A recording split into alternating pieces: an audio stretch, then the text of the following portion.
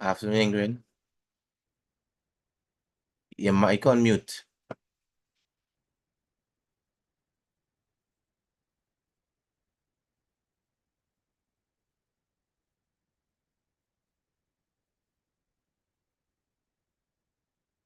Yeah, Sean. Right. I Yes. thought my phone was on here. Yeah. Yeah, evening.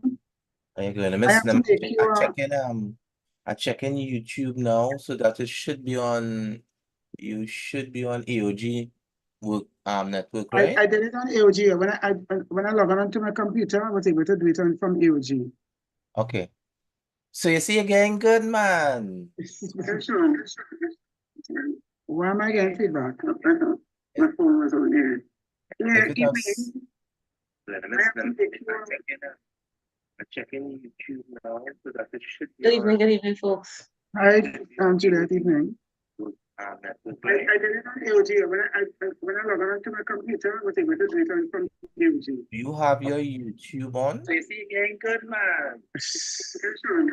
That's why you're getting the delay. When I get back, when I get it, everything repeated. What's going on?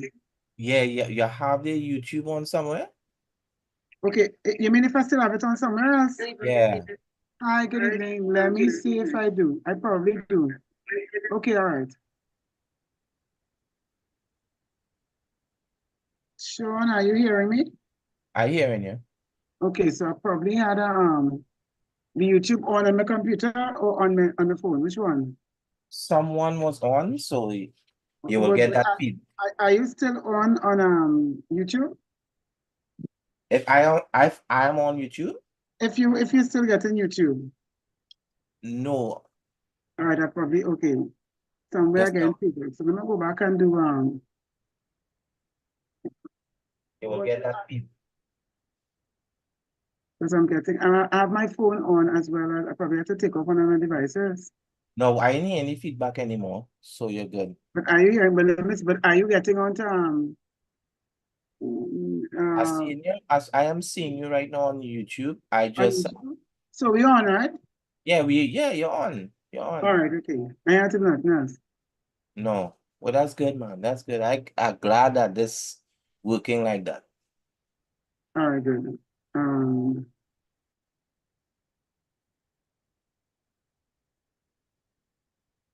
So what time this was supposed to start? At 7.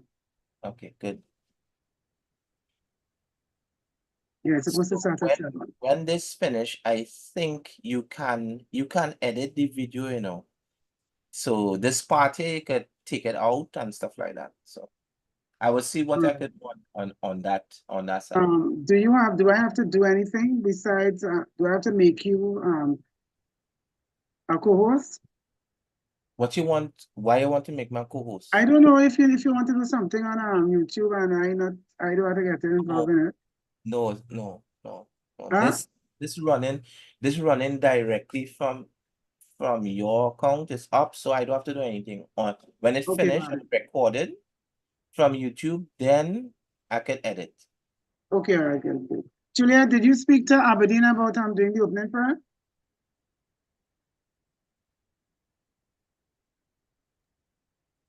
No, I didn't. You didn't send the program in the Board of Associates group? Yeah, the program was in the Board of Associates group. Okay, all right, but then she's supposed to know that, right? Yeah. All But right. I could still touch base with her. Yeah, because she's besides you being first up, then it's her.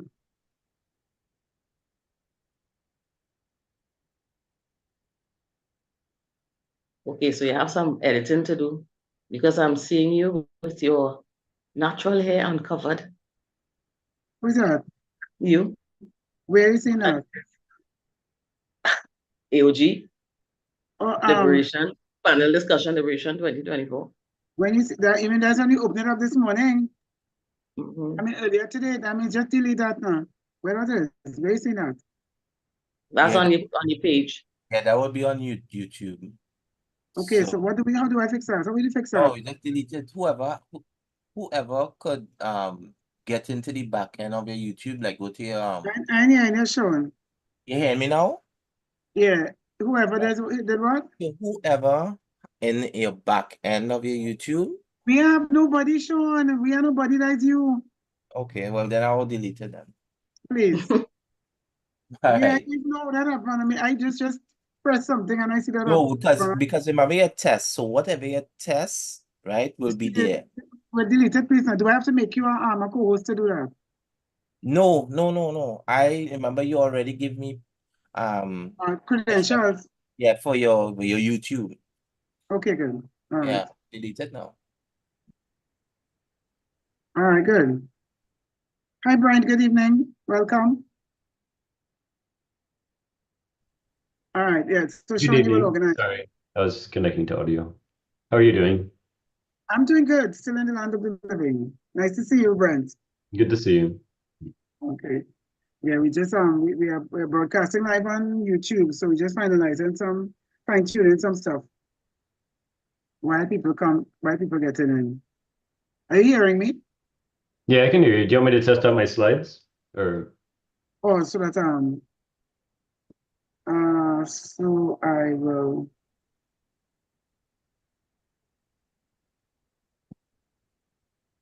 My button tell me it's getting ready. Remind me what we're supposed to do to get you to share. You have to request it. I think you go to my name You and have to make a participants, co-host. and then there's options, and you say make co-host. Okay, so I'll make you. All right. Yeah, exactly. Okay, good.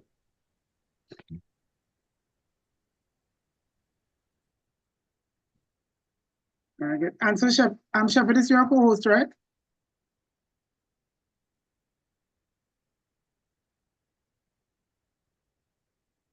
Did you ask me something? No, no, I'm not co-host. Well, then I need to make you co-host. I don't want to be host. I'm making you host, Shepherd. Okay, yeah. All right. Can you see that? Yes, yeah. I mean, the writing is a little small, but yes, we can see the seal. Oh, it's small? We can see that, yeah. And if you're close I enough, we was can going make one to for show the something from the 6th and 7th books of Moses, but I don't know if that's like appropriate or not. Yes, it is. It is. Oh. Go right ahead. So yeah, in the Congo graphic writing. Okay. All right, great. That'll be good. Yeah. So I don't have any sound or anything, so seems like it works. All right, you want to make this one thing bigger, but you have you have half of the page, but it's Oh, my face is half of the page? well, I don't know. I don't know what do you want us to see on this page? Are you seeing it? I only see the slides. Oh, Okay. All right. and so instead of sharing your screen, there's an option to just share that document. Okay, let me see. Yeah, you just have to share the document alone.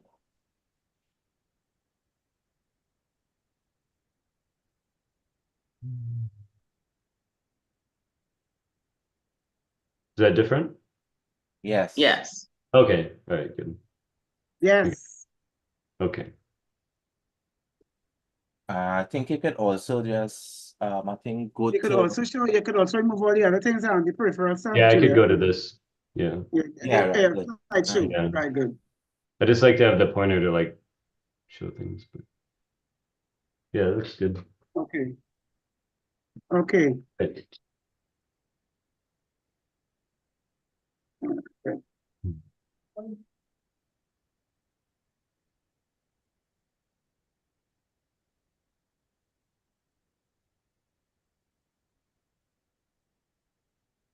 Juliet, I did say, reminded Aberdeen that she's doing the opening prayer. You reminded her. I reminded because she told me she'd have a good evening, and it sounded like she wasn't. She sounded like if she wasn't doing anything. So I said, I reminded her she's supposed to, that's earlier today. And I Okay. was going to ask her if you send the program that she's doing the opening prayer. Yeah, the program was in the chat. Okay. Okay, you know, some people get busy and don't look. Yeah, so I will so that's what I'm trying to do right now, to find the Alright. program and send it back to her. Okay, great.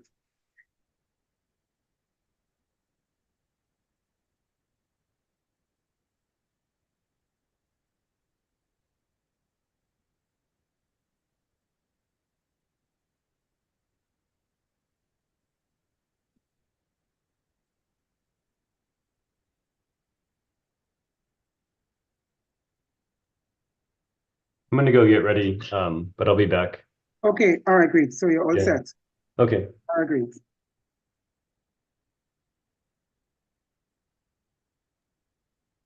Right. So when you're doing your testing, right?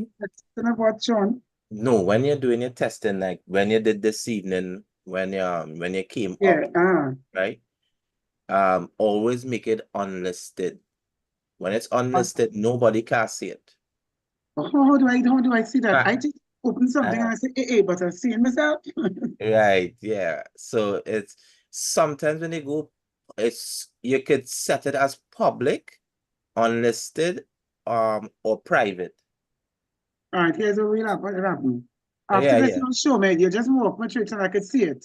Yeah, no problem. That's something as Right. again, that's something before you go live on YouTube, when Right. you're doing your Zoom, yeah, that'd be if you're doing a test, Ah, right? Like where they did the see before, you look at it's have somewhere there to if to make it public, unlisted or private. About check that out. Right? okay, all right, okay. But you were able to delete it, right? I'm going to delete it now. Okay. Yeah, I'm clueless a lot about a lot of these things. When I see it, just try it out.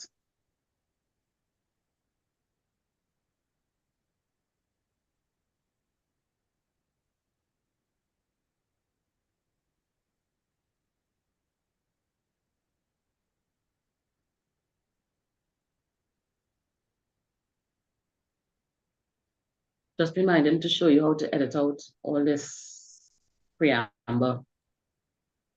Yeah, I'll Sorry, edit it out. I'll edit it out. what preamble is that, Jabber? What happening now? Oh, Why we okay. waiting to go on?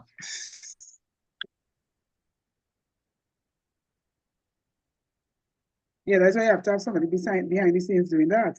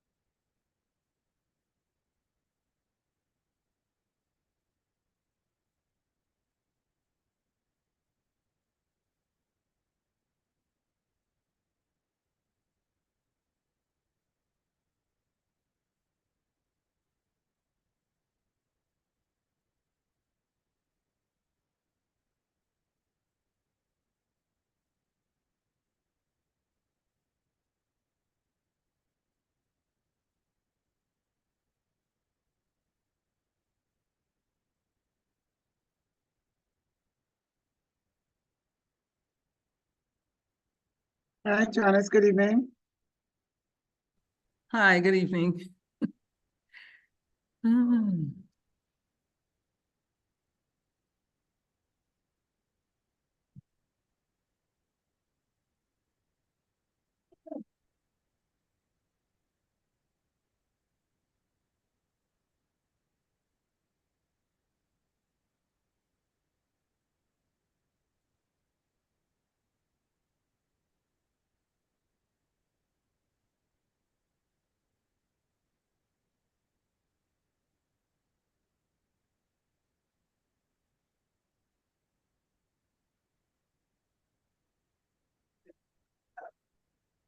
I have the password. Your mic Yeah. is on.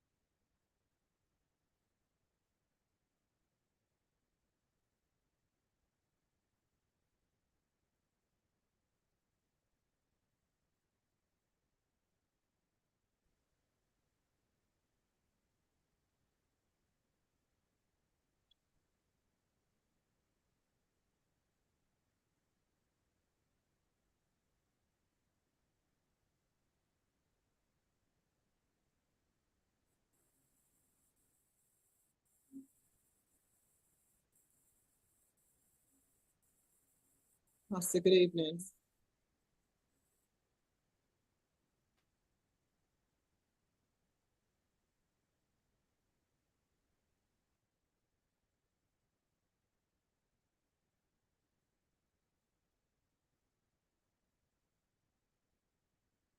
Good evening, Good Bishop. e- Oh, I'm in trouble. Good evening, Pastor Ryan. Well,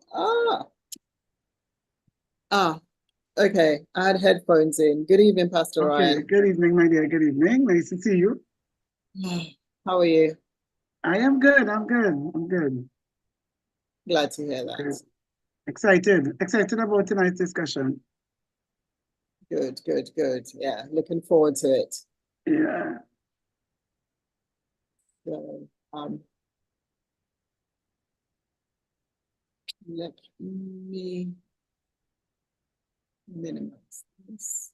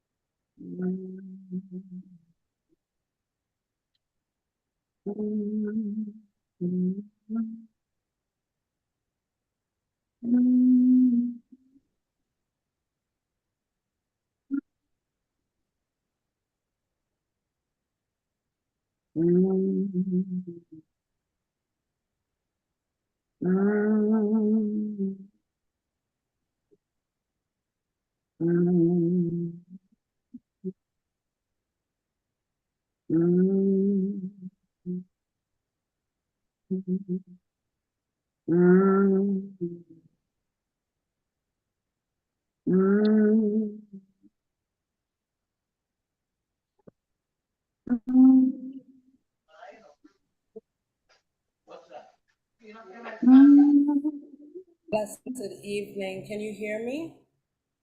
Yes, good evening, my dear. Good evening, present. Good evening to you. I just wanted to make sure you could see and hear me properly. I'm going to turn my camera Okay, back do on. you How want, are you do you doing? plan to do a presentation? Pardon me? Do you plan to do a presentation? You want to share your screen? I would like to share screen just to show some images. Okay, so that let me make you co-host so that you will be able to do that. Okay. And since Thank we you haven't so much. started, and then you'll be able to just do a quick to make sure your theater is working, Oh, I can do it now. Okay. so that you get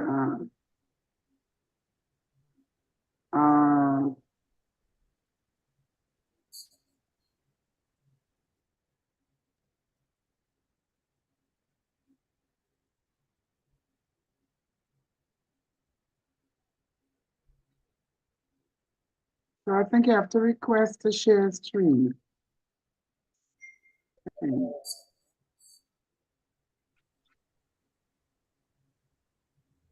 Pastor already made up. You already gave okay, should you just say Shabbat that you let's say already have permission. Can you see? Yes, so you can take it off now. Yes. Okay, good. Thank you very much. You're welcome, darling.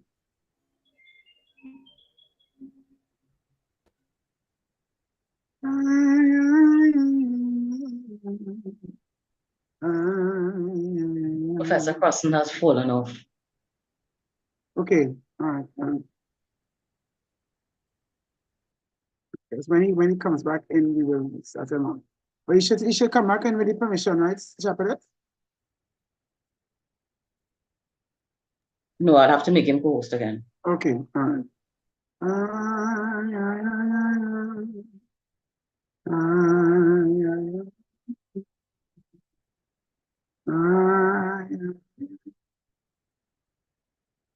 Good evening, Mr. Ramuta. Curtis, good evening. Curtis representing Knowledge this evening. Hello, good evening. Hi, good evening. How are you and welcome? I'm good. How are you doing tonight? We are doing good. We are doing good. Really glad to hear that.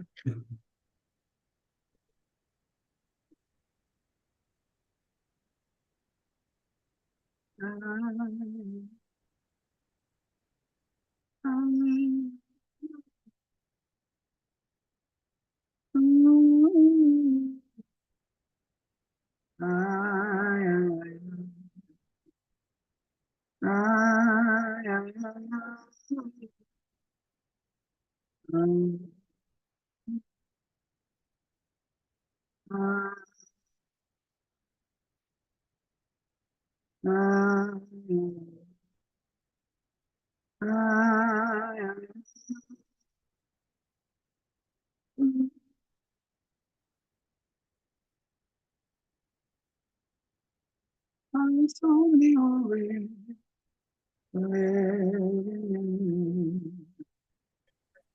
Have I no way wrong? Have I no way? God, the potter, I am the clay. Mold and make me after I am.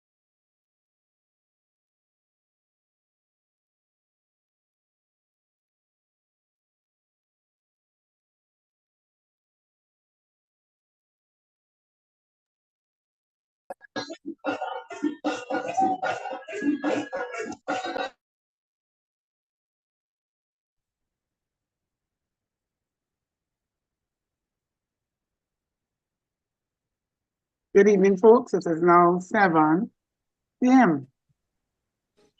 And as we agreed, our panel discussion begins at 7 p.m.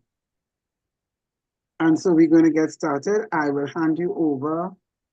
Welcome, folks. It's nice to see you all. Thanks for becoming part of our audience and panel again for our 4th panel discussion in collaboration with NALIS. I want to hand you over to Shepherdess Juliet Forbes, who is the Master of Ceremonies for this evening's session. Shepherdess Juliet.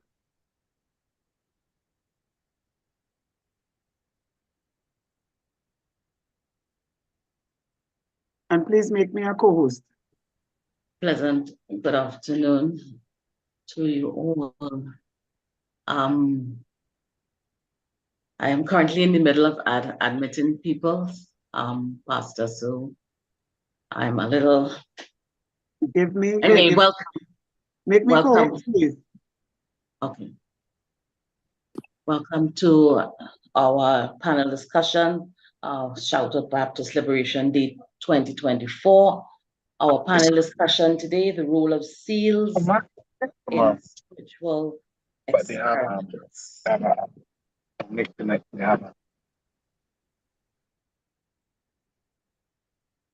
Tonight, our panel includes Pastor Ingrid Ryan Rubin, who will be the moderator, Professor Brent Prosson of the University of Texas, Jamie Filbert, and Burton Sankarali, philosopher researcher.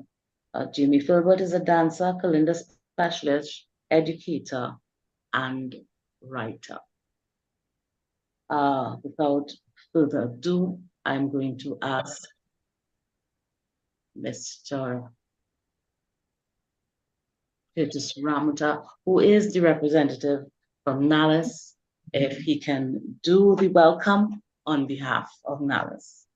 Mr. Ramachan. Oh, thank you. Pleasant good evening, everyone, and welcome to the Spiritual Baptist Liberation Day 2024 program. It's a collaboration between NALIS and the esteemed Academy of Grace, Institute of the Holy Spirit. It is with great pleasure that I come before you today as a representative of the Heritage Library, NALIS, to extend a warm welcome to all participants, panelists, and guests joining us for this significant event. As we gather here tonight, we are privileged to delve into an intriguing discussion centered around the rules of seals in spiritual experiments. This evening's program promises to be enlightening as we explore this topic through the lenses of esteemed professionals and scholars. Before we proceed further, I would Are you like recording, Shepherdess? to express our deepest gratitude to Bishop Bridget Aberdeen, who will be gracing us with an opening prayer, setting a spiritual tone for our discussion. Furthermore, I extend a heartfelt welcome to Deaconess Janice Burgess, who will provide us with an insightful introduction to the Academy of Grace, shedding light on the important work undertaken by this institution in the realm of spiritual studies. We are also honored to have Pastor Ingrid Ryan Rubin guiding us throughout tonight's proceeding as our moderator. Her wisdom and leadership will undoubtedly enrich our discussions. Moreover, I extend a warm welcome to our esteemed panelist, Professor Brent Crosthorne from the University of Texas, Jamie Filbert, a distinguished dancer, Kalinda specialist and educator, as well as Burton Sankarali, an esteemed philosopher and researcher. Your expertise and perspectives are invaluable to our dialogue tonight. Throughout this evening, we will have the privilege of listening to each panelist as they share their insights on the role of seals in spiritual experiments, drawing from their wealth of knowledge and experience. Following their presentation, we eagerly anticipate engaging with you, our audience, as we pose questions and contribute to the discussion. Before I conclude, I would like to extend my sincerest appreciation to all involved in organizing this event, particularly the Academy of Grace Institute of the Holy Spirit, for their collaboration and dedication to fostering intellectual exchange and spiritual exploration. Thank you so much, and may this evening be both enriching and inspiring for us all. Thank you. Thank you, Mr. Ramachan. I will now invite Bishop Bridget Aberdeen to say the opening prayer. Bishop Aberdeen. Thank you very much, Shepherdess Juliet, and good evening to everyone. Before I open in prayer, I would just like to open in a hymn, one verse, and then I'll go into prayer. Jesus, you love earth, my soul, let me to thy bosom fly. While the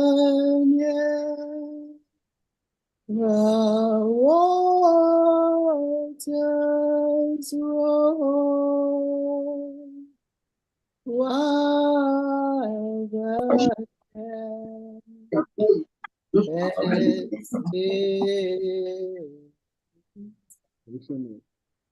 Most wise and eternal God, I come before your presence this afternoon, Lord, on behalf of this presentation. Lord, we give you thanks and we give you praise for another year. Lord, we thank you for the 4th year of collaboration between NALIS and AOG. Father, we know that you are in the midst of this business, oh God. Father, we want to say thanks and we honor you, we praise you, and we worship you, oh God. Father, we thank you for all those who are on the panel this evening. We thank you for the moderator, oh God. For the panelists, Lord, we are so grateful for the knowledge, Lord. We thank you that they're using it, Father, not just for themselves, Lord, but to help and to guide others, Lord, as to how we in the Spiritual Baptist faith, Lord, perform some of our rituals. So we thank you, Lord, for the knowledge, the wisdom, and the understanding. We pray for all those, Lord, who are coming under this banner this evening up on Zoom to participate, to listen, Lord, and to be guided at what's been discussed here today. Thank you so much for AOG. Thank you for Nalis, Lord, and be in the midst of our discussion today. Take charge, God, of this meeting. In no other name I ask this, but in Jesus' almighty and powerful name. Amen, amen, and amen. Thank you very much for this.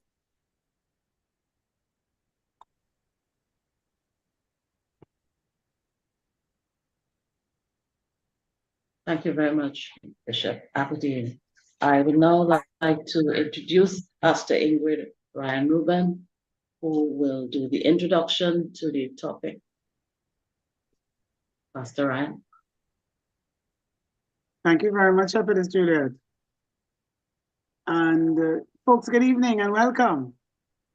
And I'm feeling the urge to sing a little bit. Jesus, you love my soul. Let me to thy bosom fly, while the narrow waters roll, while the tempest still is high. Hide me, oh, my Savior, hide, till the storm of life is past. Safe into thy heaven guide. Oh, receive my soul at last. Praise God, hallelujah. And pleasant good evening once again. And thank you very much for your interest in these discussions. I want to say a special thank you to my friend, Professor Crosso, who agrees to have these discussions with us. And this is our 4th year, and I also want to thank McNallis for continuing the work with us. And we have discussed several things over the last 3 years, now the 4th year. And we always seek to get into discussions about things that people yearning for information about. Areas where there's darkness in a lot of people's minds, where there are things that people don't understand, that people participate in and do it but not show, that people who know who look on have an issue with, not sure about, or afraid of. And so I want Professor Crosso's work in his book called Spiritual Experiments really had an insignificant impact on me. You know, in his book, and he will talk, and he's going to present this evening. Brent, I see you're on. And the professor quotes a spiritual worker, and that thing has resounded with me for a long time. In his book, and he's going to talk about his thing, but I want to say how I get hooked on what he's, some of the things that we are discussing today. In his book, he says, he quotes a spiritual worker who surmises, well, you see, when you're making an offering to the powers, make a guard or talisman, draw a seal, or fix a house, you are performing an experiment. You are producing some kind of result. Some people call it Wanga, some people call it Obia, but I call it spiritual work. And spiritual experiments. But I call it spiritual experiments. This particular statement from a fellow spiritual worker resounds with me, not just resounded, resounds with me. Okay, you're hearing a phone. That's because Burton is trying to reach us. Okay, he probably kept having a challenge after this. I will deal with him just now. This statement from this fellow's spiritual worker really resounded with me, because I'm a spiritual Baptist and a senior pastor and a spiritual mother. And I am required to be knowledgeable about spiritual things. It is expected that I would have taken several spiritual journeys and call morning and in that space consecrated for spiritual journeying. And because it is firstly to introduce me to walking in the spirit and then to develop my spiritual prowess. And so when she describes the activity of using a seal as a spiritual experiment, it resounded with me because I had to agree with her. It is an experiment. And there's hope that the experiment produces what we intended it to produce. This evening, we're going to start our discussions with Professor Croissant. Okay, and because I think, and that's why I wanted to lay the foundation before I invite Brent once again to start off our discussions. Because what we want, of course, we're looking for clarification, and I know there's some new people here tonight, Brent, and to understand your concept of spiritual experimentation. And and we're also going to discuss the role that seals play in these experiments. And so I want to invite Professor Croissant to talk about, in your work and research, I wanted you to talk to us about how seals have been used in the spiritual work or in spiritual rituals and spiritual workers in your experience. Okay, and I'm also hoping that you discuss some of your research and encounters with experiments in the use of seals. Okay, and so I'm going to hand it over, but I want to, and perhaps after you have done your piece, we will talk about how we in the spiritual Baptist faith tradition define seals. Okay, so folks, I want to hand over to Brent, who is going to do a presentation and share his work. And that is going to become the foundation of a lot of what we're going to discuss today. So Brent, you go first. Welcome, Brent, once again. Thank you so much, Pastor. Sorry to cut in, but we still have some things to do, Pastor, before we bring Professor Croissant on. You're going to do the yes. Thanks. So Deaconess Janice is about to do the introduction to AOG, and then I will do the bio on the panelists. Thank you. Yes. So okay, Deaconess pleasant good night Janice. to everyone. Pleasant good night. Tonight it is my pleasure to introduce you to the Academy of Grace, Institute of the Holy Spirit, and to share with you a brief history of the organization and some of its accomplishments. So the Academy of Grace, Institute of the Holy Spirit, is ordained by God to provide for the development of the spirit being. This institute is a local spiritual Baptist, non-profit educational institution that exists to contribute to the spiritual development of leaders and members of the spiritual Baptist faith. We value Christian integrity, brotherly love, continued spiritual growth, educational excellence, and a commitment to the enhancement of the spiritual Baptist faith. Our vision: we envision spiritual Baptists and other Christians operating at their highest level of spiritual discernment. Our mission is to contribute to the spiritual augmentation of leaders and members of the spiritual Baptist faith, specifically and generally to equip Christian leaders and followers with a biblical, theological, and spiritual education, empowering them to apply and to proclaim the inherent word of God and live lives guided by the precepts of God. The goal is to facilitate man's encounter with the Holy Spirit through intellectual pursuits, fasting, journeyings, discussions and workshops, meditation and prayer. And so the Academy has been involved in teaching and delivering of training programs and hosting special seminars for the past 18 years.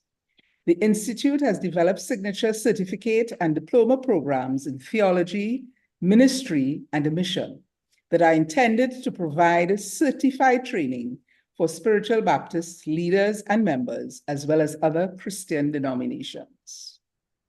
Our publications include a baptism teacher training manual, a reflection on Psalm 23, a rosary for women, Obia Yawanga, and television versions of some of our seminars. We are also in the process of completing 2 other publications, Obia 2 and the Spiritual Baptist Prohibition Ordinance.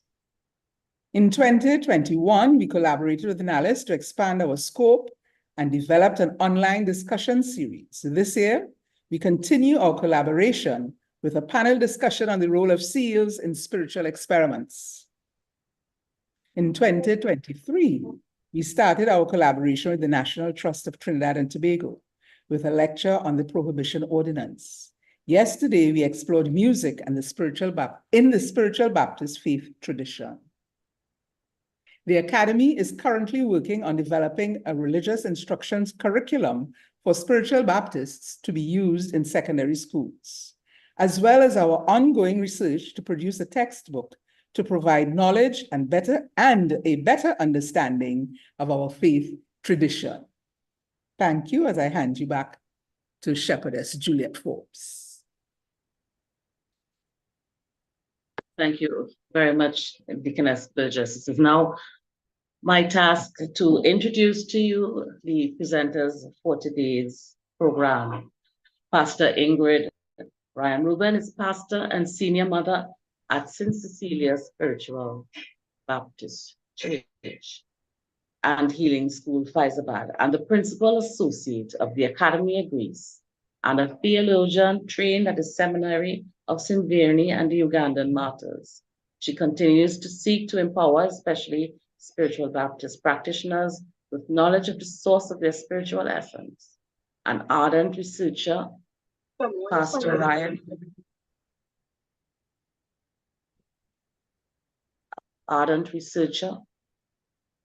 Ryan Reuben continues to study, write, and publish works about the spiritual Baptist faith and its tradition. Pastor holds a master's degree in public management and theology and degrees in social work. Professor Brent Cossett. Brent Cossett is a sociocultural anthropologist of religion and professor at the University of Texas at Austin. His first book, Experiments with Power, Obia and the Remaking of Religion in Trinidad, is published with University of Chicago Press 2020. This monograph won the 2021 Clifford Geertz Prize from the Society for the Anthropology of Religion and was shortlisted for the Albert J. Roberto Prize for the best book in Africana religions. His research on Caribbean spiritual practices of problem solving and legal intervention, known as Obia, spiritual work or science, has been published in a number of journals, including Comparative Studies in Society and History, Method and Theory in the Study of Religion, Ethnos, and the Journal of Africana Religions.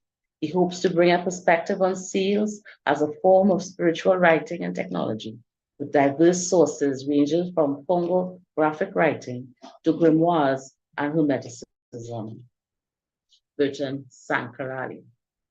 Burton Sankarali has a degree in theology from the Catholic Seminary of St. John Vianney and teaches philosophy, comparative religion, and philosophy of religion at the Presbyterian St. Andrew's Theological College. He has studied and engaged a range of religious spiritual traditions and has paid particular attention and is himself involved in African spiritual practice in Trinidad. In the course of such research, the key importance of the seal is quite apparent. This as a fundamental aspect of our Trinbagonian and Caribbean landscape. Indeed, it can be noted as significant in our understanding of our total religious, cultural intersection.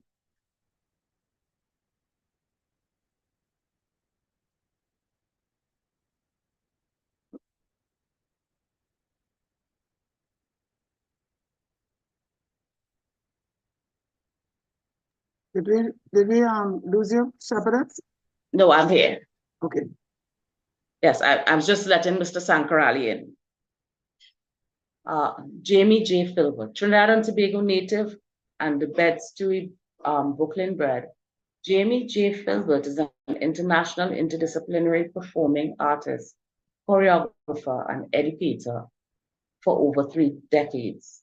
She is also a curator, war woman, woman stick fighter, or living traditional Kalinda practitioner, published writer, Caribbean Award nominated and winning filmmaker, budding martial artist, auntie, godmother, and sister, holding a first-class honors Masters of Arts in Ethnochoreology since September 2023 from the University of Limerick.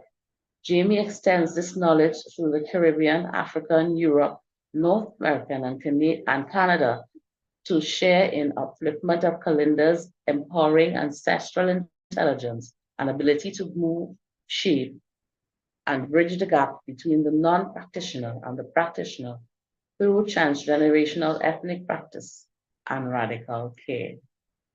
These are your panelists this evening. So now I am going to shift you on to Professor Croissant, who will start us off this afternoon. Thanks so much. A pleasant good evening to all. And thank you to the Academy of Grace and to Pastor Ryan Rubin for organizing these panels that I think really foster interesting discussions. And so happy Spiritual Baptist Liberation Day to everyone. I'd like to say how I got into this work a bit. And so I'd also like to give thanks to the people in Moruga that made my research possible, especially the family that I lived with. And it was really during the protests against the killings of 3 people there, 2 women and 1 man, that Obeah came to my attention. And Obeah played a part in the protests, and I realized that it also had a positive dimension in terms of justice making. Recently, the court case was concluded, and the police officers were acquitted after about 12 years. So I could get into details on that, but essentially, I saw that Obeah, while having negative connotations, especially during the spate of school possessions in which it was alleged, that there were demonic possessions at the secondary school, and it was blamed on Obeah, and people disavowed Obeah because it was a stigma. It put Moruga in a bad light. I also realized that there were positive dimensions to Obeah of justice making, and that led me to do further research on the subject of spiritual work, and I think that's the more neutral term. And so tonight, I'll talk a bit about that work. And first of all, the spiritual worker that Pastor Ryan Rubin quoted, who's talking about her work as experiments, she says some people call it, work or Obeah, but she calls it experiments. It's not a universal term that all spiritual workers use, obviously. But for me, it was useful to think about the ways that Obeah is called science and spiritual work might be called experiments. And so experimentation does not mean doing whatever and just hoping something happens. As within what we call the natural sciences, people perform experiments, and they design them carefully, and they are looking to create some kind of effect that's observable. And so in the same way, well, in a similar way, I shouldn't say the same way, in a similar way, spiritual experiments are also drawing on a body of knowledge, and the root of experiment is an experience. And so while I'll show some examples from books tonight that different designs for seals might have been drawn from, books can only go so far, and there's also experience. So the root of experiment is experiencing something and drawing on that experience and that knowledge and wisdom to inform a practice, an intervention, because ultimately, what we call spiritual work is or what one calls spiritual work is aiming to do something in the. And so SEALs also aim to do things, even though they're not necessarily what one might call maybe spiritual work. I'm not sure if, SEALs on a band for mourning would be called spiritual work, but they also, aim to do something. They aim to guide a mourner in a certain direction. The other thing about experiments is that it's trying to dismantle this opposition between tradition and Western modernity. And so oftentimes African practices are placed as traditions, and they are traditions. But in the Western framework, that meant that they didn't change or evolve. And then on the other hand, in the Western framework, again, science was supposed to evolve and be progressive. And I think that's a false opposition, so that in both natural sciences, Western science and African traditions, there exist both traditional frameworks in which experts operate, as well as the possibility for inspiration or innovation. That doesn't mean those things are the same, because they each have their own traditions. Western science has a tradition in which it assumes certain things about what constitutes a person and what constitutes reality. And in the, spiritual Baptist tradition, there might be, somewhat different ideas about what constitutes reality. For example, that there is, a spiritual realm that Western science has sometimes tried to investigate, but generally does not recognize as part of the reality that it's dealing with.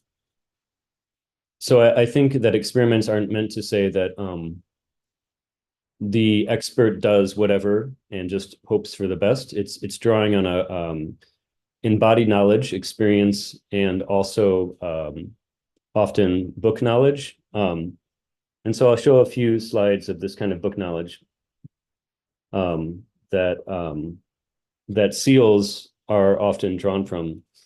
And so in talking about SEALs, it's important to recognize the work of people like Harriet Mullen and Barbaro Ruiz Martinez, who have written about Congo graphic writing. So for Europeans, they went to the Kingdom of Congo, starting in the mid-1400s. The King of Congo converted to Catholicism. That could have been a superficial conversion to facilitate trade relations. But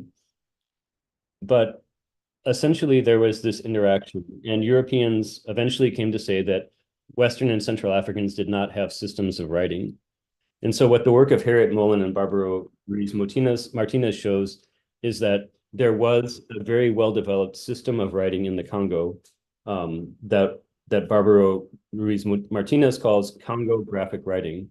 So it doesn't look the same as writing in, the English alphabet, where if you draw the letter N, it's supposed to refer to a sound, but it doesn't have any inherent meaning in it, in the forms of the N, which may look like mountains or valleys or something. But in Congo graphic writing, there is a relationship between the form of the glyph or the sign and its meaning. And so I'll show some examples of Congo graphic writing that I think they're not the same as spiritual Baptist graphic writing or SEALs, but I think it's interesting to think about these connections between Congo graphic writing and spiritual Baptist tradition. Not to say that they're the same, because traditions evolve, but there is definitely some, I think, vital connection here. So I'll share my screen now. Let me see.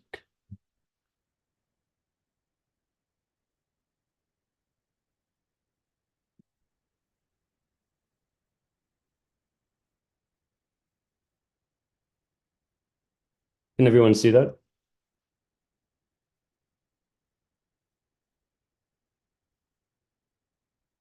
So this is a quote from an article from 1993.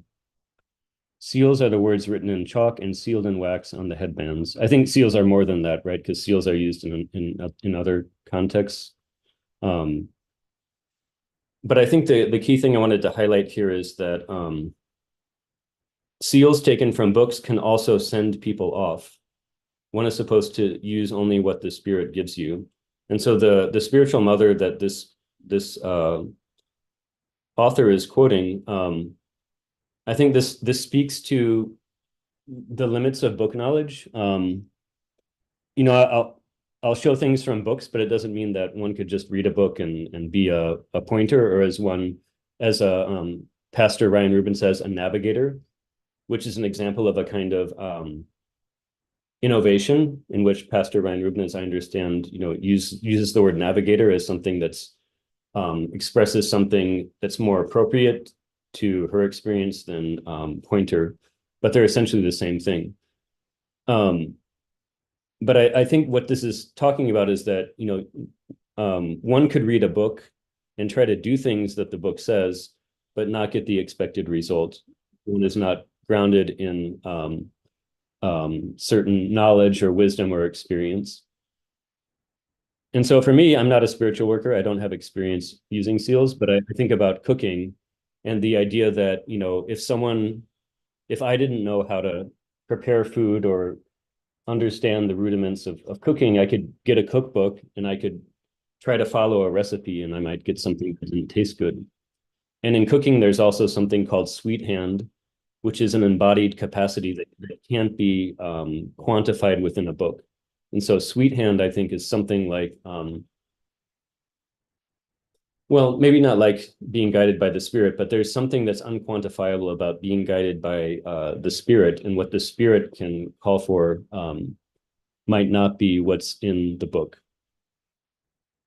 But books have been, you know, influential in designs of seals, and spiritual workers have been literate for some time. In Moruga, they talked about, you know, when people used to have to order these books by mail order, you know, one person would get the book and they'd have like a book club to read, you know, like the 6 and 7 books of Moses together, like a study group or something. It's also interesting that it was communal rather than simply individualistic, as the usual representation of the Obeah man with his bad books living off in the forest might make it seem, which is like a colonial stereotype, essentially. So Congo graphic writing has, I mean, it has a very developed set of symbols, and this shows both Congo's symbols and firmas. Firma means like signature in Spanish, and so this would be from the Palo tradition in Cuba, which is also called the Regla de Congo, which means the order of Congo. And so this is a Congo tradition in Cuba that also uses these, what they call firmas and what could be called seals in English. So it's interesting to note that these firmas had, they were used in both what we might call sacred and everyday contexts. In everyday contexts, they could be used in the forest as marks on a tree or marks on the ground to direct people to how they should follow a path, or to direct hunters in terms of where to go to find, you know, the prey. But in a spiritual context, I'm just kind of extrapolating here, but you can think about in spiritual Baptist practice, like the importance of roads and paths and the pilgrim trotting a path, the importance of crossroads, the importance of junctions. The spiritual world also has paths and roads. And so these symbols in the Congo graphic writing are meant to, they're almost like traffic signs in some way in their everyday usage. But they have both everyday and kind of sacred usages. So in the Kingdom of Congo, when the King of Congo converted to Catholicism, it's important to recognize that the Congo already had a cross. And this cross told a story of death and rebirth. This is the cycle of new life sign. So even though the Congo, you know, the Kingdom of Congo was not, you know, a Christian at that point, they already had a cross, and they already had stories about death and rebirth. And so the symbol of the cross was not the same as, but translatable to Congo ideas about death and rebirth, in the same way that it's thought, that Jesus, the cross represents Jesus's death, and then, he's reborn. In the Congo cosmology, the sun travels over the world, sets in the west, this would be the west, and then travels in the world of the ancestors and is reborn. So it's not the same as, but there already was a Congo cross, and so you'll see a lot of designs like this. These are Congo crosses. Again, these designs here, but these have spiritual meanings, and so you could see this as diagnosing the disposition of a individual, or I guess a client in spiritual work. So this symbol, the pressure from the external world on the individual. The dot is a symbol of self-control. The circle is a symbol of inner power and control. So as well as Congo graphic writing, there were books that were circulated widely in the Black Atlantic, like the 6 and 7 books of Moses, which is the one I saw most often, in addition to the Keys of Solomon. But the 6 and 7 books of Moses, I would often, visit spiritual workers who had, Xerox copies or copies downloaded off the internet. It's widely available for free on the internet. And so this is supposed to reveal the secrets of Moses's magical art, just as the Keys of Solomon are supposed to reveal the secrets of Solomon's magical art, in the sense that Solomon was supposed to have been able to command spirits to do things, to build a temple and other things. And so in the same way that Moses parted the Red Sea, this is supposed to reveal this kind of ancient knowledge of Moses. And this kind of verges on the Kabbalah. And the 6 and 7 books of Moses are subtitled as, something like the secrets of the Kabbalah. And so I think the Trinidadian Kabbalah, is drawn from these references to the Kabbalah, because this is supposed to be, Hebrew writing. And so it's supposed to go back to the Hebrew Kabbalah, but in the words of Remy Ford, who's the son of the late Baba Ford, who was the leader of the Orisha faith previously, he says this really harkens back to Egypt and is therefore African. And so both Moses and Solomon have connections to Africa. Moses for being in Egypt, Solomon for being, the originator of the Ethiopian royal line with the Queen of Sheba. So this is just a example of a page from the 6 and 7 books of Moses, but it also features this graphic writing where these symbols mean something. There's even things that look like addition and subtraction. The earliest copy of this book has been traced to the 1700s in Germany and was brought to the US by German immigrants, and was popularized especially by DeLawrence, who was an Ohio hypnotist who founded a publishing company in Chicago and is remembered as one of the greatest obeah men in Jamaica. Some people might know DeLawrence. Essentially, he founded this publishing company. He didn't really do much himself. He compiled these things that already existed, but he became associated with these books through the popularity of his mail order catalogs. So the word Kabbalah comes from 6 and 7 books of Moses. I think also the other word for the circle work also comes from the circular nature of a lot of seals in the Keys of Solomon and the 6 and 7 books of Moses. Especially in the Keys of Solomon, they're mostly circular. This is another example of different sources for seals. The chart and compass, which is a spiritual Baptist symbol and a Masonic symbol. The chart and the compass with G in the middle. Sorry, G meaning God, in this design of the Freemasons. And then this is reproduced in spiritual Baptist seals. These are from George Eaton Simpson's article from 1966. also from the 6th and 7th books of Moses, and also in the Keys of Solomon are pentacles, 5-pointed stars with designs inside of them. They're not the same. I mean, these mean different things, and they're using different letters. Again, the G, but there are similarities here. And also one could draw similarities with the Congo graphic writing, which I think is really important. And this diagram shows that these Congo graphic glyphs were used in everyday context to denote a path through a forest or a path for a traveler. And so something like this design would mean the encounter of many roads. Before you reach your destination, you will come to a crossroads with 8 ways. And then in the Cuban context, it means all roads converge in one place.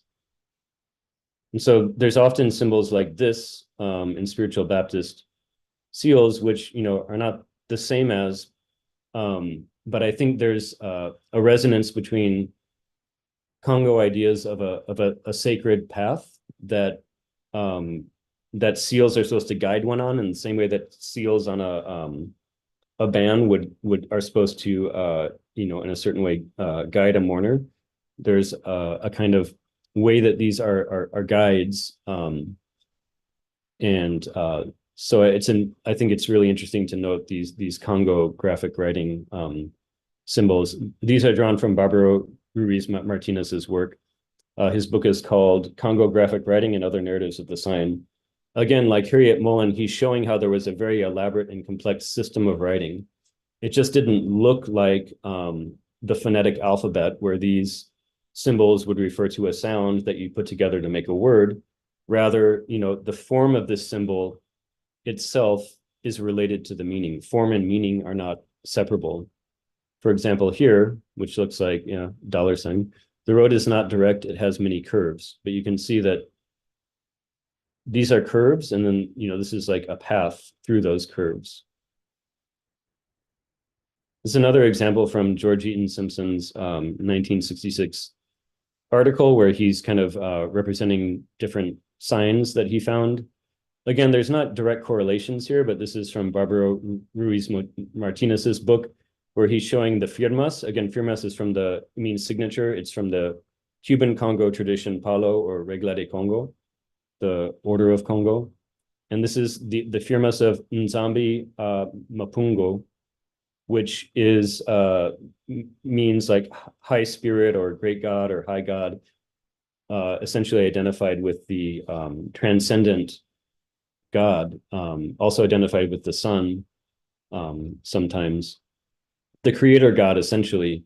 And so it's also interesting to note that before the interaction with Catholicism, you know, the Congo had a conception of a kind of a transcendent or a creator God, I should say. There's also a female counterpart to that God, represented by the moon. So I think that's all I have to say. Also interesting is, like, in this kind of 1966 seal that Simpson registers, is the uses of the you know, the Roman alphabet, the English alphabet, and, you know, Arabic numerals 2 and 3, A, B, D.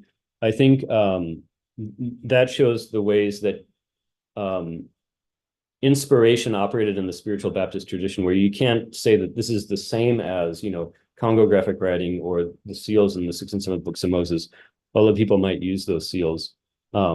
There's something more going on here. You know, although you could say, here you see the chart and compass with the G in the middle, which looks a lot like the Masonic chart and compass. There is also something else going on here, and there was you know, development and innovation within a tradition of grounded knowledge, and so this is also a complex language of graphic writing. And so I think that's all I have to say. I hope that was of some use for everybody. Thank you very much, Brent. Thank you, yes. You know, we say you say that you reference it, the seals as a language. And it is a language that is meant for communicating with somebody who could understand that language. And those are some of the things, and that is why for me, the whole idea of an experiment, because sometimes a language means something. If you're using somebody else's language, you expect them to understand. And you hope that you are communicating with them. And so those are some of the discussions that a lot of us who conduct these spiritual experiments have with ourselves. Okay? Because we ask, am I saying what I want to say? And that is, I think, is what is going to make this discussion even more interesting. Is Burton with us? Yes, he is. Thank you very much, Brent. I want to continue the discussion on with Burton, talking about his experience with seals, and then move to Jamie, and then we're going to, because it is when we put all this food into this pot, we will see what if we have a Sanko Chapela, what is it? You know, I continue to think about that. In the Spiritual Baptist faith tradition, we use a lot of seals. Okay, we seal our corners in front of our doors. We seal our center pole area. We use a lot of seals. And it is important for us to be cognitive of what does it mean. But a lot of us do it trusting that it means something to God, something to the person, to the entity we sending it to. A lot of us trust that more than we trust our own understanding of it. Burton Sankarali, welcome. Hello. Are you all hearing me? I'm on my phone. I thought I would get it on my laptop, but it's on my phone. That's okay, Burton. Thank you very much. Okay, great. Great. Just hold on. We just want to do a brief introduction before you do your presentation, Burton. Okay. Shepherdess Juliet? You still with us? Who? Me? No, not you. Not you, Burton. Shepherdess, yes, Shepherdess Juliet. Yes, I am here. I did do the introduction, but I could repeat the introduction. Tell us a little bit about it, Burton, before we let him speak. Okay, great. So Burton Sankarali has a degree in theology from the Catholic Seminary of St. John Vianney and teaches philosophy, comparative religion, and philosophy of religion at the Presbyterian St. Andrew's Theological College. He has studied and engaged a range of religious, spiritual traditions, and has paid particular attention and is himself involved in African spiritual practice in Trinidad. In the course of such research, the key importance of the seal is quite apparent. This as a fundamental aspect of our Trinbagonian and Caribbean landscape. Indeed, it can be noted as significant in our understanding of our total religious, cultural intersection. Mr. Sankarali. Okay, thank you. And I must commend Brent. I think it was an amazing presentation. And this importance of the seal, in approaching the seal, you know, from my philosophical orientation, it can be seen, the principle of the seal can be seen at work in ritual as such, in what ritual is, in terms of how ritual works. And there is a classical school of Hinduism that I find myself drawn to. Normally when you get, well, let me not say normally, but often when you get philosophical interpretations of Hinduism, it revolves around Vedanta. But one of the classical schools of Hinduism is called Purva Mimamsa, which is a philosophy of ritual. And the underlying philosophy of ritual is that the universe, the cosmos, is itself patterned, is itself an ethical ethically patterned, what they call dharma. And this pattern is, as it were, gathered and made present in the pattern of the ritual and in the pattern of the mantras, ritual and sound. The other day I heard Jamie talking about the wind blowing, the wind, the word. So it's the ritual and the sound, and these patterns that constitute reality as such is made present in ritual. And so you're really accessing the whole mechanics and architecture of reality when you do your ritual, when you say the mantras, and which you embody in your action, which is karma, which is karma. Which is karma. Yeah. So you have this idea of this science of ritual, and it shows up in different traditions. In the Catholic notion of the sacrament as an outward sign of inward grace. Again, an inscribing and a marking of space ritually. In the Orisha Ifa system, there are designations of the cosmos through ritual markings. And of course, very prominent and very strong in our part of the world is this Congo-derived tradition, Congo-rooted tradition, I should say, of sealing. Brent mentioned the firmas of Cuba. We can point to the Veves in Voodoo in Haiti, the Pontos in Brazilian practice like Ubanda. And then among spiritual Baptists and revivalists in Jamaica, it's called seals, this practice of sealing. So the seal then is this ritual marking of space, this time through a mystic language. Well, Brent explained it brilliantly, so I don't have to bother, through this marking of space through the mystic language. And when you mark and inscribe a pattern in the sacred space, it sets a resonance with the pattern that it is gathering from certain aspects of reality around you. If I could do another crossover in terms of the Trinidadian setting, you see this principle at work, say, in an Orisha feast, where the pattern of the ritual of the Chantwell chanting and of the drumming, those drum patterns basically gather and focus the pattern that is the Orisha themselves. So you are basically setting up a lens and a resonance. You are creating a bridge through these patterns to the other side, to that implicate space that holds everything together, so the Orisha could come down through and manifest. So the seal is an example of this, and it's a very important example of this in our culture in terms of how space is accessed, in terms of how you can now navigate it. That word came up, and this happens in the Spiritual Baptist Church, in the morning chamber, in dealing with clients when the sealing takes place, to navigate it.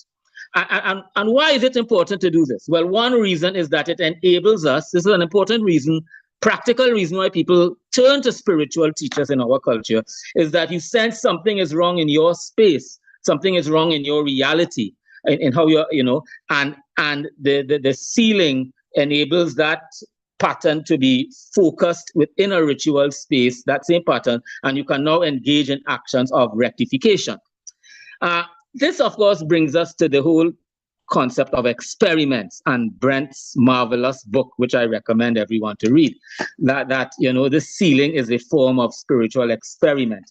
One thing that Brent says in his book, he didn't stress it in what he just said, but in his book, is that there's something in this experiment, while we are saying that sealing is part of the whole pattern of how ritual works, there's something Brent has picked up on and is looking at these experiments, that these experiments often function in a way that runs counter or runs, it's experimenting, not just following an orthodoxy, you're not just following a recipe, you're not just working within a fossilized framework, but there is this experimenting, this improvisation, what we call in our culture and another context, extemporizing, which is an important part, I think, of our reality here. I'm not saying it did not happen in Africa and elsewhere, But in terms of how our space has historically come together through these processes of violence and disruption and disconnection, in order to seek justice, in order to sustain ourselves, we just can't follow a book, right? So we engage in these experiments, and these experiments have almost a counter quality to them in terms of what may be laid out in terms of orthodoxy, and really and truly, it's for me a realization, and the phrase just came out because I was writing this presentation really, and in connection with Brent's work, I said that this notion of experiment comes up in a setting such as ours, where our orthodoxies do not work. Now, I don't really look to get in controversy with people, and we are in a time now. We are in a time now where different traditions, quite rightfully, I think it's a great thing, are seeking to claim and to reconnect with their traditions and with various forms of what we might call orthodoxies. But we are in a space where just taking an orthodoxy just so is not going to work. And I think that has been our experience. So we have to experiment. We are in a space of intersection where traditions have to be creatively and experimentally engaged. And I think Brent's work brings that out well. I've come across in a Jamaican ritual setting where you could almost pull a ritual out of the ether, just pull it's not from any book, but through the spirit, you get a ritual that works in this setting. And Brent seems to be trying to note these processes in terms of Trinidadian spiritual work. And that is why the person, the pointer, the navigator, the person who puts down the seals in the spiritual Baptist setting, have to work with spirit. It's not, these things were not passed on in books for a long time. You work with spirit, you learn from elders, but you work with spirit. And it's this notion of experiment that I think Brent does such a great job of showing up. And the seal is then an expansive concept. It's like, I like to use kind of like science fiction imagery in all of this, It's like opening a portal, because when you gather the pattern of your space, a certain aspect of space in the ritual space, you are really setting up a bridge between that resonance, between how it's inscribed in the ritual space and how it's working out in your space. So it's like you're folding space onto itself and opening a portal through which you can access what the issues are in your space and bring about this level of rectification, of spiritual growth in the aspects of mourning, where you're seeking spiritual growth in the spaces that you connect with spiritually are now being made present. So it's like the whole mourning chamber. It's like you're inside the seal and you are traveling the seal and accessing these spaces. One place where I see this very interestingly brought out is in a Venezuelan spiritual practice called Maria Leonza. When you look at how some of the things, how they do it on YouTube, they're actually putting people to lie down inside the seal. So the seal is done very big and there are candles and you're inside the seal. And it's the same principle at work there in the context of mourning. And the seal as well, this space as well brings out this notion of intersection, of the seal enables these different spaces to intersect in the ritual space and in our living space. And we see this in terms of our African spiritual traditions. If you go to many spiritual places, you will see something flying. You see it flying in places that do Orisha work, Baptist work, something called the nation flag. And this was actually explained to me by an elder in an Orisha yard during a feast, by a nation flag, where he said that this came about really when these different nations came together, these different African traditions from the continent came together, each with their own dance, with their own drum, with their own colors, right? And they converged in the nation dance. All of these patterns are now converged together and they're represented by the nation flag, which represents intersection. And that whole thing now has widened the whole thing to include not only things we may term African, but all the traditions that come in our landscape can hence converge in this seal space and can receive some manner of rectification and elevation through the sacred space, through this superimposition of space upon space, which can now be rectified. And to close, in terms of Trinidadian culture, I see this happening in a very beautiful way in Trinidadian culture in the context of Carnival. It's something I've put out there where the road becomes like a ritual space, and the mass you are playing becomes like the seal. And the road is a place where traditions and these energies, our different spaces, converge in a ritual space and can here be rectified and elevated. And it can be sealed in terms of how we play the mass. Even if it's not a formalized costume, we say in Trinidad, you're playing yourself. You are inscribing the seal on the road in this kinetic dance of intersection and movement. So it's a principle that we see at work in all kinds of levels, and which the spiritual Baptist tradition has kept alive, I think, in a very powerful way, and leads the way in us having to appreciate. Okay, thank you.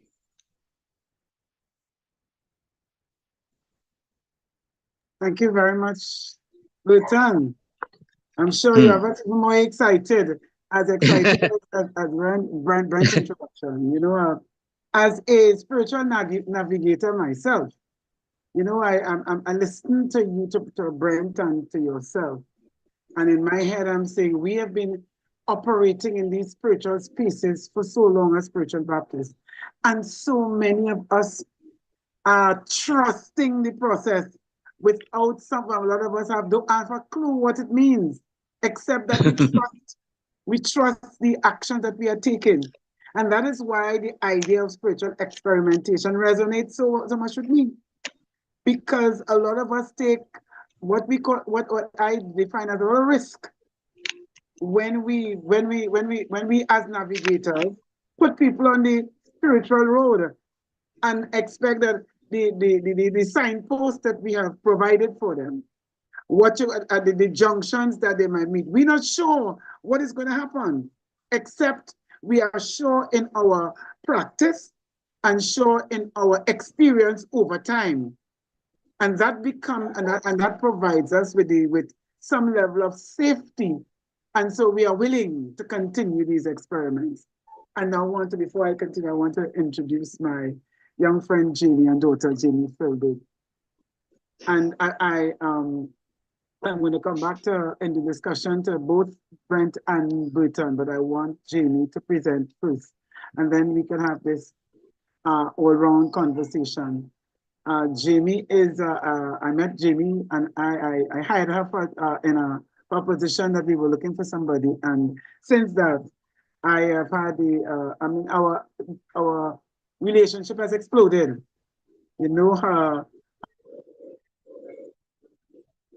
strength and her courage and her determination in her field of endeavor or inspires me as an older person and makes me want to continue the work that I'm doing. And so that it is always a pleasure to speak with Jamie. I said, you know, Brent introduced me to the book on Congolese signs and symbols and seals. And I was working on trying to get a copy. And I reached out to Jamie and said, I'm trying to find this book that Brent recommended for me. And the day I asked her that, she answers, I am reading that book right now.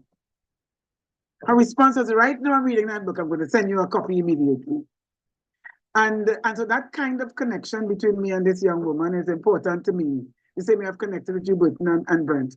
And so it's always a pleasure to introduce her and to bring her to these conversations, because she always coming from a totally different point of view. So it is my deep pleasure to introduce my daughter, Jamie Philbert, who will talk to us about Congolese writings. Good evening, my daughter. Blessed evening. Can you hear me well? Yes. Okay, beautiful. Greetings to everybody. I cannot see your faces, but I trust that you are well. I just want to start off by giving thanks to the spirit of Kalinda, to the Most High Creator, to my mother and father who are in the next room, and their lineage. I want to give thanks and praise to all of my healed and honorable ancestors. I want to give thanks and praise to the women, men, and children of Kalinda, past, present, and future. And I want to call the names of some of the ancestors who transcended. King Sine, King Supin, King Claudie Annam Kongobara Cooper, Queen Mother Marian Cummings, King David Matthew Brown, King Carl Kali Swamba, King John Stokely Paul, King Dennis Moxilal Akers, and all of the other practitioners whose names I may not know. I lift their spirits, for I stand on their backs with this work that I do. And I say Simba Simbi, which is a Kikongo word, which means I hold up those who hold me up, or we hold up those who hold us up. So now we can start, because words and sound are seals. Seals are not just ritual gong symbols. It is when we pray. It is when we give offering and thanks. In the Kalinda tradition, oftentimes, if you've seen Kalinda of old especially, you will see that what we do are not Orisha or Yoruba traditions in a Gael. It's never been done because it is not a Yoruba form. However, the rituals are very similar to Congo symbols, particularly the Bakongo cosmogram or the Dikenga, which also can be looked at as the tuning in Dr. Bunseki Fukiao's work. Dr. Barbaro Martinez Ruiz actually pulls from Dr. Fukiao's work. Tata Charles Dawson, or Danny Dawson, also is aligned with Barbaro Martinez Ruiz and Dr. Fukiao, who studies the Congo practices. The Dikenga, which again is the Bakongo cosmogram, which actually, if you look behind me, this is the Bois Academy logo, and we've actually made the logo in the symbol of the Bakongo cosmogram. However, we represent it by bats, because bats are signs inside of Kalinda. I'm not going to go into detail of what the signs are, but I will say that one of the practitioners who have passed on now, one of the elders, it was said that he would turn into a bat in the Gael. So anytime a Kalinda practitioner sees a bat at the beginning of their initiation or at a time when we're going into play in the Gael, it is very significant for us. So it can mean a plethora of different things. So Bois Academy chose the symbol of the bat as a very transformative spiritual animal. My stick name, which is not something I share with everyone, is Sol Sui, which is the patois, which means bat. Yeah, and this was given to me by an elder inside of the tradition. So we understand that seals are not just geometric figures that we draw on the ground, but also geometry. And when we look at geometry, I want you to look at it as geo being the earth, yeah, and metric being the measure. Yeah, so it is the measure of the earth. So when we speak, when we sing, when we intonate, we are also giving some sort of sound quality and mirroring or reciprocating the sounds of the earth. If you've ever heard a bird sing, it sounds like the high-pitched note. That's some chantoiles. Another word that was originated inside of the Kalinda practice and has been appropriated is not always a bad word, yeah, but appropriated to other cultures inside of our space, like Calypso, like Orisha practices, like the Soca world. So we have to be mindful of where the source of things come from. Although Kalinda, which is a sacred martial tradition, which contains martial dancing, drumming patterns, different drumming patterns and drumming rhythms, call and response songs, which can be called lavways, but are also called kalindas, C-A-L-E-N-D-A-S or K-A-L-I-N-D-A-S, and several other spellings, depending on what space you're from, depending on what scholarship you're reading at a different time. The fourth space is the rituals that are done inside of Kalinda, which are not just done inside of the Gael, which can be done as your daily practice as well. For instance, I could have opened up the space in various different ways. I chose to do it by calling certain names and giving thanks to the Most High and giving thanks to my parents and all these people who are my ancestors, right? But I could have also sang a lavway. So I'll do that now. I live alone. I live alone in the jungle. I live alone. I live alone in the jungle. I live alone in the jungle, snake and lion, hard to humble. I live alone. I live alone in the jungle. I live alone. I live alone in the jungle. I live alone in the jungle, snake and lion, have to humble. So even within the lavway, you hear the inversion of snake and lion had to humble. And then I said, snake and lion have to humble. So our prayers, our words that we say about ourselves, that we say about others, that we put in newspapers when we write about other people, that we write on Facebook, these are also considered seals. Are going good so far? You know, I don't like when you're quiet. So I like when you turn on the camera and give me some thumbs or give me some emojis. Zoom have things for us. Play yourself, lady. Play yourself. So that was a lot and a mouthful, right? I also believe that seals are movement. Yeah. In Barbaro Martinez Ruiz's work in Congo Graphic Writings, he talks about different symbols, Congo postures, if you will. So when we, long time, not now because we don't hand wash clothes some more. I just hand wash still because sometimes I don't have money to go to people in them laundromat. So I just have to hand wash, right? So at the elders in the room, all they know about hand washing. And there's a particular posture that you would take to hand wash, right? You wouldn't always stand up to wash, especially if you wash a woman in our space. You would crouch down with a bent knee, yeah, and wash. So that position is a Congo posture, yeah? Black women all over the world, in Trinidad and Tobago, any part of the Caribbean, wherever you find us, we have a posture where you'll see us put our hands on our hip, and that is symbolic of something. It might mean I'm done with you, I'm about to cuss you, I'm about to tell your mother on you, right? I need you to come now, it's time to go in your house. Or it is a power stance, yeah? And I seen mother just sit back, so mother like you give people that plenty times. So these different things that we think are just frivolous movements that we do in our everyday life are ancient symbols and writings, yeah?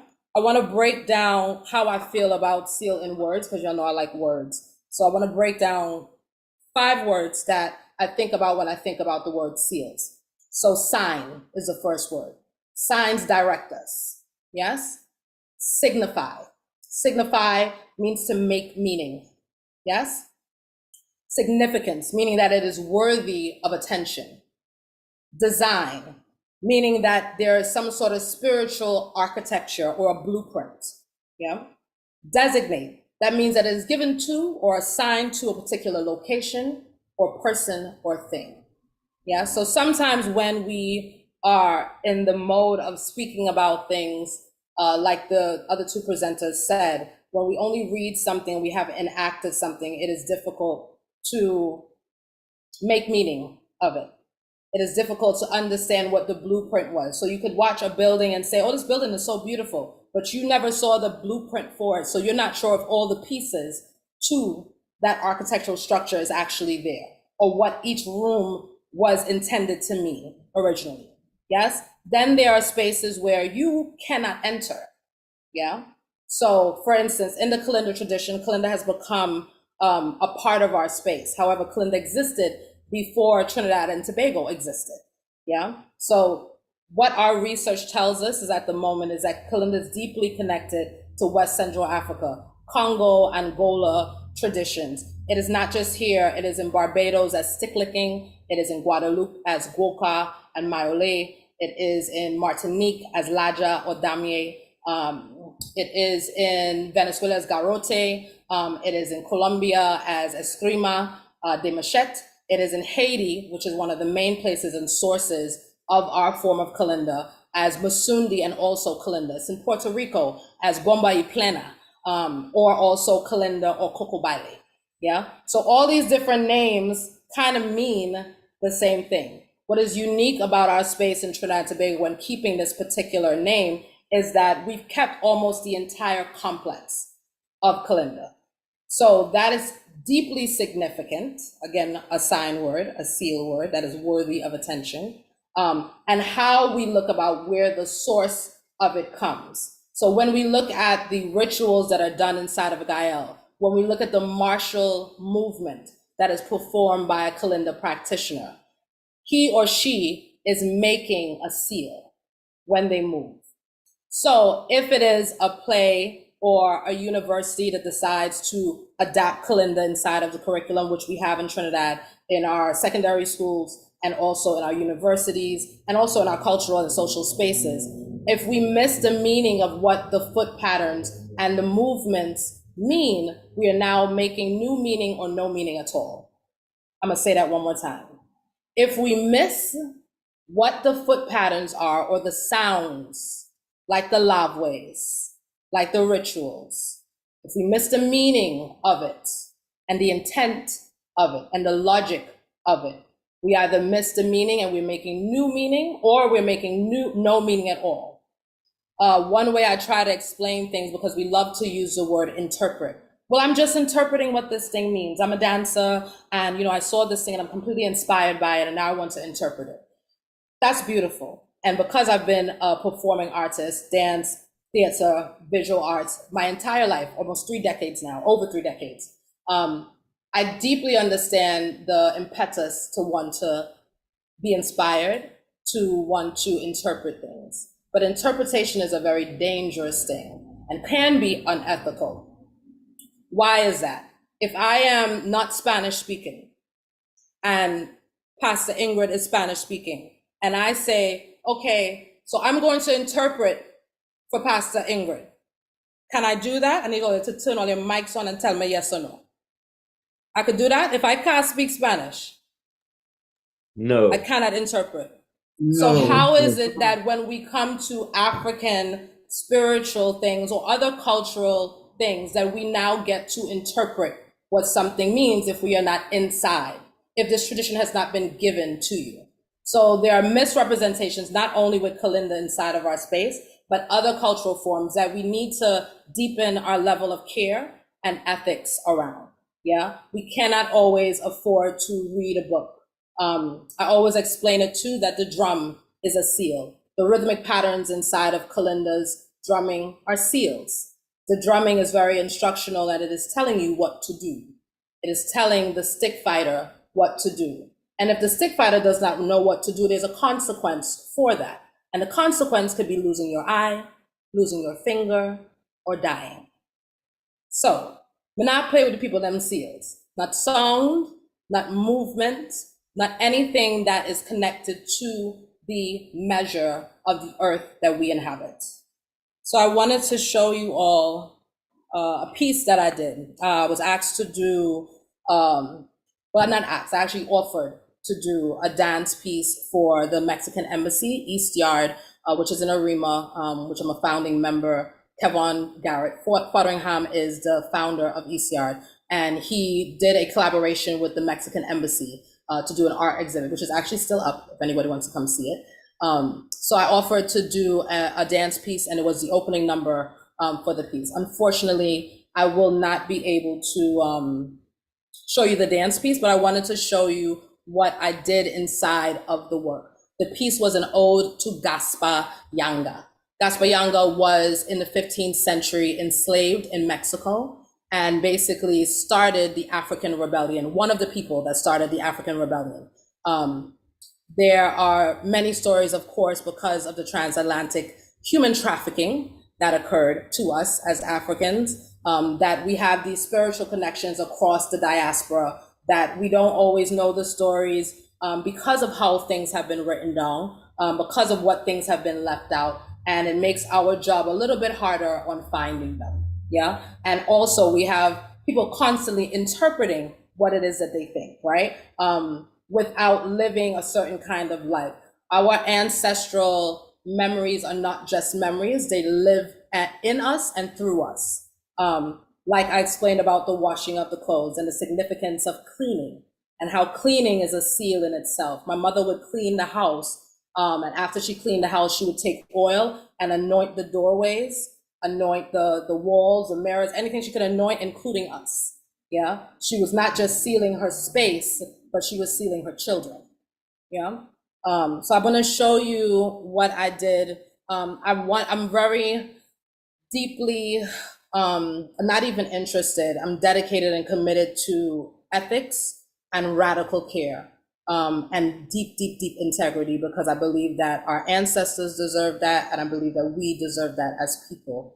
If we do not ask the questions that we need to ask, if we do not wait, if we do not allow the people that are to be occupying a particular space to occupy that space and support them in the occupying that space. We dismantle something, I believe, in the next world and in this world. So when I decided to do this work, it was really important to me. How can I pay tribute to Mexico and the Mexican embassy, also find a way to build a connection between Mexico and Trinidad and not appropriate the people and them whole culture, right? So I love Dia de los Muertos, right? I love the makeup that they use for it. I feel very connected to it, but I've never been to Mexico. Yeah, I've read work about it. I used to live in the States, so I've seen it, at different times, performed and everything. So as an artist, I'm like, oh, I want to do the makeup and I want to do this. And I had to pause myself and say, Jamie, if you do that, there's a level of appropriation in that. And again, appropriation is not always bad. I personally, for my thesis, I wrote about appropriation and appreciation, but that those binaries weren't enough for me. And that there was a third something that we needed to look at. And I came up with the word apparitioning. And for me, apparitioning is finding a way to get to the spirit or the essence of the thing. And in order to do that, that means that I have to sit with the thing. So the thing that I could sit with inside of this Mexican embassy tribute was Gaspar Yanga, who was an African rebellion, who used sticks, who used machete, or what we would call cutlass in our space, to ignite this rebellion in Mexico, against the Spanish. So because I am not an actor in terms of Kalinda, I perform Kalinda's work in various ways. I am not just a scholar or researcher when it comes to Kalinda is my way of life. And where somebody's writing in the group, so I don't want to ignore things people are saying. On the daily, I'm not just looking at the physical practice of Kalinda, but I'm looking about how I think. So I think Kalinda, how I eat, meaning I don't eat from everybody. If your spirit kind of off, I will not eat from you. Because when I put the food in my mouth, that is also a seal, I don't know how you prepared it. I don't know what mood you were in when you did it, If you bring me something to drink, then I will not, and it's open, I will not drink it because I don't know what happened to that before it reached me. And I'm telling you because you might want to feed me one day. You might want to give me something to drink. So, all right, I wanted to know how to do that with me, right? And I will do the same for you. I hope I'm making sense to everybody. I'm making sense to myself, but hopefully I'm also making sense to you. I heard a woman say recently, read Caribbean traditions. I'm concerned that a lot of this record is not for we. It's true. When you look at scholarship, any book, our ABCs, the children's book that we read, the children's games and songs that we know, those are sealed in our bones in a certain way. You ever, like 20 years ago or 15 years ago or a week ago, you start to have like a commercial or a song that you heard on the maxi, or somebody was humming something and it gets stuck in your head, is a seal. So I don't listen to everything.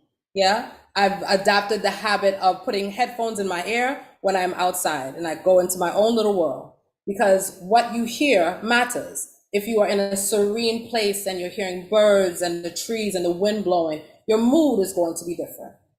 So seals also lock things into our bodies and our bones and our DNA in ways that we can't always erase unless we take the time intentionally to do that.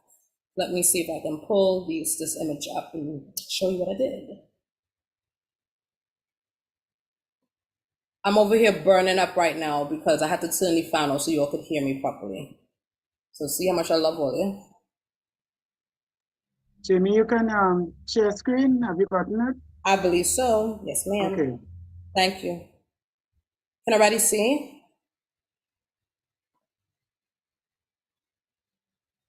Yes. Yes, we're seeing it. Thank you for saying something. I'm a call and response girl because Kalinda is about response ability.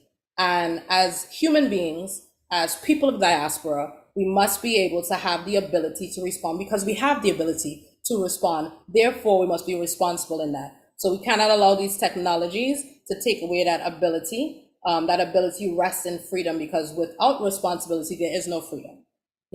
So you can tell me you're free, but if you have no responsibility, you're not good. So this, what you're looking at on the screen, I drew this during the performance. The performances for me, just as my practice in Kalinda, is interactive. So at some point, it was drawn at the beginning of the performance. It is in the shape of the Bakongo cosmogram. I use the bois, which is laying across the cutlass or machete, to create another cross. The bois is lying on the, what we would call the Kalunga line, and the Kalunga line helps to create basically the crossroad. Kalunga in Congo practices is basically a fire force that blew up inside of the Mbongi, and the Mbongi was a space of nothingness or emptiness. Yeah, so it blew up inside of the Mbongi and turned into the sea or a water force. This is explained by Dr. Bunseki Fukiao in his African Cosmology book. The circles in between was also to keep a close, as explained in Barbara Martinez Ruiz's book, but also for me to create a certain life cycle and a continuation of force and energy in the space as I moved around the space. I'll show you the individual pictures of what's there. So this point, the audience was facing where this calabash is. In the calabash, there were red and black beans. Here, we were moving in the counterclockwise direction. This is sugar and a cigar. Then we moved to the red, white, and black flowers, which of course symbolize Trinidad and Tobago, but also was symbolic of something else, which I'll share in a minute. And then corn was the other thing. So the beans for me, and knowing that all of these things, I'm gonna stop the share. Knowing that all of these things for me are different for every spiritual practice, yeah? Or may not be used in some spiritual practices. And I think we have to leave space for that, yeah? And I think sometimes when we speak about the Caribbean, especially in Trinidad and Tobago, and because we're such a diverse space, we lump things together, yeah? And the separation to me is just as important as the unity in our space. Because what I find to be happening in our culture especially is all of the African things in our space are getting lumped into one particular thing. And Africa is not a monolith. African people are not a monolith. I've found that spiritual Baptist rituals are much closer to stick fighting rituals, which I've said before on the other talks, yeah, than they are closer to Yoruba, yeah. That does not mean that Yoruba practitioners cannot also be Kalinda practitioners, yeah, but it does mean that Kalinda is not governed by Yoruba, yeah, or Orisha or Ifa, yeah, and it's something that I repeat constantly inside of the space because I find it frightening that we are doing this thing and just going, yep, we're all Yoruba, we're all Ifa, and that's it, you know? And it's problematic, I think, in us finding ourselves, right? I think Kalinda helps to create a certain kind of paradigm or pattern in order to find different ways back to ourselves because it connects so many different people, because of how the language of Kalinda has been adapted and adopted inside of the space, yeah? The Lavways also, we've been looking into the Lavways at Bois Academy, and not just looking into them, but and how can we disseminate it to the space without giving away all of Kalinda's secrets? Yeah, the Lavways have been written down in other spaces as well, but it is important that the semi-secret value of Kalinda still remains that to some degree, just as in spiritual Baptist. Somebody's mourning or moaning should not be videotaped, but we want to be able to discuss these things because we want to bring significance, right? It is worthy of attention. We are worthy of attention, right? We want to be able to direct and designate, but and give people the option of coming in to the spiritual Baptist practice. Yeah, so it's the same thing with Kalinda as well. So how do we do that and not give away all of our secrets, which helped us during the transatlantic slave trade, but also helped us before that point, because our histories did not begin when we were human trafficked throughout the world. One more time, our histories, and we did not begin when we were human trafficked throughout the world. Okay, so corn. So corn for me, sorry, do I start at corn? Do I want to start at corn? We're gonna start at beans because beans was at the Masuni point. So on the cosmogram, so I'll use the Bois Academy. So this point would be Masuni, right? So it's the ancestral realm. Yeah, it's the easiest way for me to explain it. 2. Then we would move to Kala. Yeah. So beans were at the ancestral point. And the beans for me represented unity and insight, because essentially what I was doing, although it was a performance, my performances are not absent of my spirit. For me, art is spirit. I do not perform certain rituals on stage, but I will perform ritual on stage because I know that my ancestors are there. I know that the Most High is there. I know that my parents are there. So I am always tying the space and sealing the space to protect myself and also the people that are engaging with the performance, right? So unity and insight was what the beans represent. Also fertility. And again, this piece was dedicated to Gaspar Yanga, right? And wanting to honor his spirit and call his spirit into the space, and also call him to Trinidad and connect him with the other warrior ancestors that lived inside of the space, and also to Kalinda as a practice because of the sacred tools that he used, the stick, or in our case in Trinidad and Tobago, the bois, and the cutlass, yeah, and some other spaces, machete. It also spoke to ancestral guidance for navigation, yeah? So directly right to that idea of signs and directions and pointer. In Bois Academy, I'm called Pointer. It is not in the same context as Spiritual Baptist Pointer, but it is derived directly from the Spiritual Baptist, yeah? And it is to mean to direct the vision of the organization, to provide guidance for members of the organization. So when I first got this title, I was very resistant to it. The reason why we wanted to use something that was, not westernized. We didn't want to call me an executive director or any of those things, because again, seals, language, sound is important. And we wanted to pull from something that was a part of our space, yeah? So pointer, ancestral guidance, navigation, Masuni. The cigar and the sugars. The cigar represented ancestral communication. So sometimes you'll see in Cuban, Brazil, Orisha practices, and not just those two practices, but just let's say African spiritual practices, you see the use of the cigar, and they're not smoking for recreation. Yeah, the smoke, the fire, the earth, the tobacco is all representative of this deep connection to the earth and the ancestors, and how I can travel through this liminal space, the smoke, of communicating with them. Yeah. I don't want to share my personal experiences with that, but let's just say that that has led to dreaming and dream states for me, and receiving messages from the ancestral realm in that way. The sugar for me was transformation and evolution. Kala, this point is where the sugar in the cigar was, is to be or to become. So initiation for me is not a stopping point. When I began my initiation in Kalinda, I think many people, from their perception, it was like, oh, she's a stick woman now and that's it. And for me, it was not that. Every single year, I've been a practitioner for 5 years now. Every single year, I learned something new about my bois, which is the stick that we play with in Kalinda. It's also a sacred instrument, a sacred tool.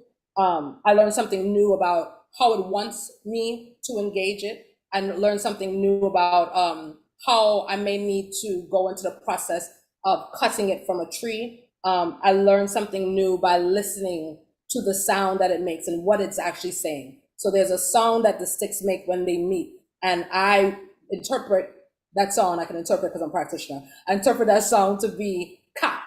Yeah. So a lot of times in my work, in my choreography, in my writing, I will use the song ka as an opener. Yeah. So it's a transformative sound, and ka la, to be or become, is an initiatory point. Yeah. So that was the sugar and the cigar. The flowers were at the highest point inside of the cosmogram.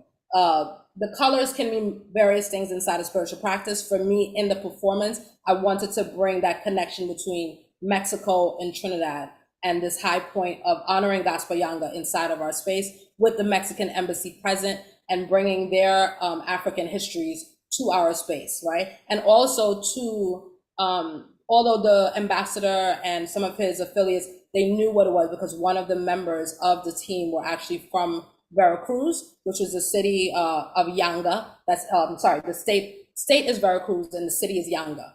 So they named the place after Gaspar Yanga. Yeah, so there were people there who actually knew of the story, but they don't. It's very taboo. They don't speak about it much. Recently, there was a statue that was erected for Gaspar Yanga, so it is more present, but it doesn't necessarily make the news, and it's definitely not something that was brought into the space as an education piece with their people. Yeah, so they were appreciative of the cultural relevance of it. They were appreciative of the significance of it, and it was quite emotional for them as well. So I was grateful that they were able to connect with what I was trying to share, and also honoring their space and honoring my ancestor. I'm going to call him my ancestor because he's African as well in this Trinidad space. So the flowers were a spiritual connection. It also represented for me immortality. Dr. Bunseki Fukiao speaks about the V, and the V is at the cooler point, right? So you'll see in the cosmogram that this creates a V point. So the red bat at the top is the height of your transformation. Yeah. So Kula means to grow. K-U-L-A. That means to grow. Another Kikongo word. Yeah. So this is my highest point of growth. And that's what the flowers represented. And the corn, last but not least, was a sacred offering, meaning from seed to harvest. It represented life cycle and also resilience. So I wanted to just show you the picture that she's been showing you while I was doing that.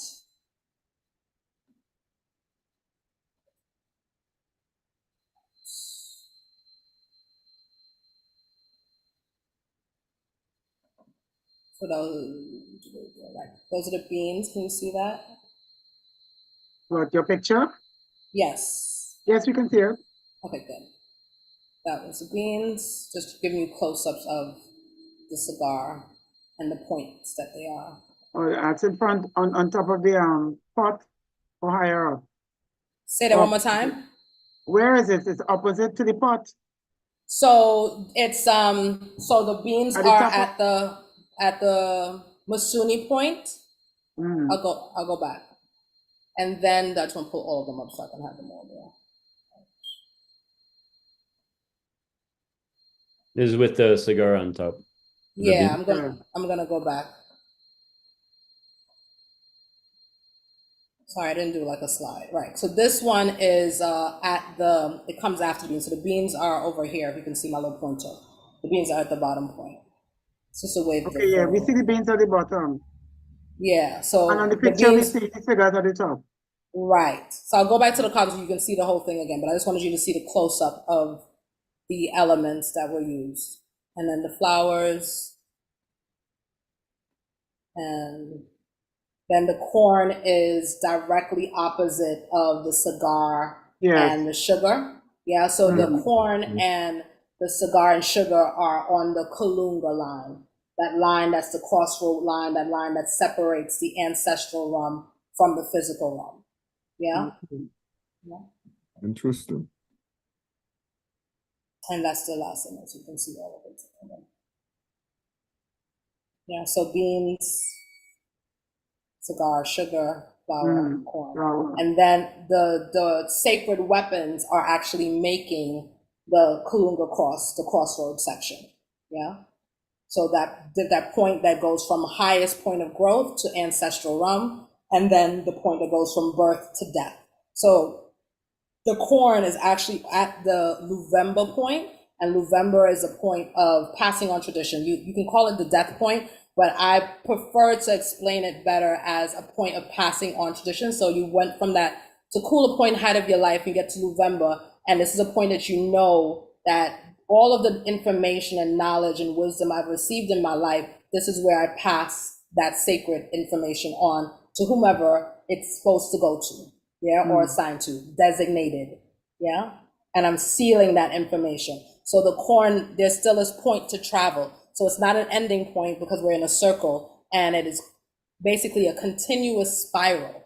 Yeah, I don't look at circles as just one geometric figure, I believe that they're continuous spirals of circles, yeah, which is represented by the 4 circles that are inside the triangles. So I think there's one more thing I want to share with you, and then that is it. Yeah, so I just wanted to mention about a pointer for me being a sign maker. There's other spaces that we may not have looked at where seals are concerned.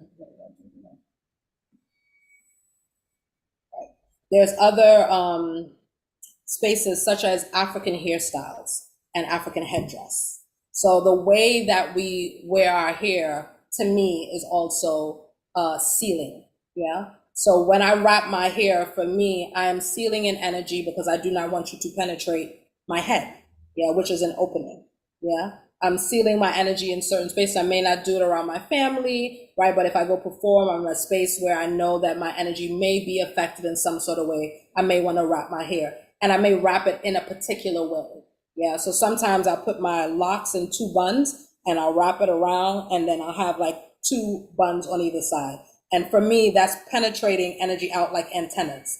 So I'm not just warding your energy, but I'm also sending out the energy that's necessary depending on the color, head wrap that I'm wearing, and so forth and so forth. And last but not least, braids. Braids or key and rules for us during the transatlantic human trafficking period were maps. So mothers would braid their daughters' hairs in order to have a map of the plantation and a map of the environment that they were in so they could route their escape, yeah? So now we've come away from that. They're just fancy and hairstyles to us, but historically what they've meant is this thing that we are doing is actually showing the different paths that we could go through. And when you look at our hair, our very African beautiful hair, you can see how it resembles the trees. Mm-hmm.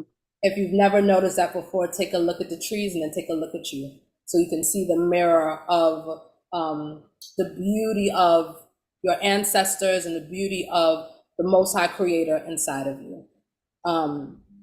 With martial movement, as I explained earlier, martial movement is not just for physical defense. And our lavways, our dancing patterns, our drumming patterns, our rituals, and our stick fighting, the way that we stick fight, the way I might hold my stick. I don't want to get the stick right now, but holding it across for us, what Rondell Benjamin and I have discovered is very reminiscent again of this Kalunga line.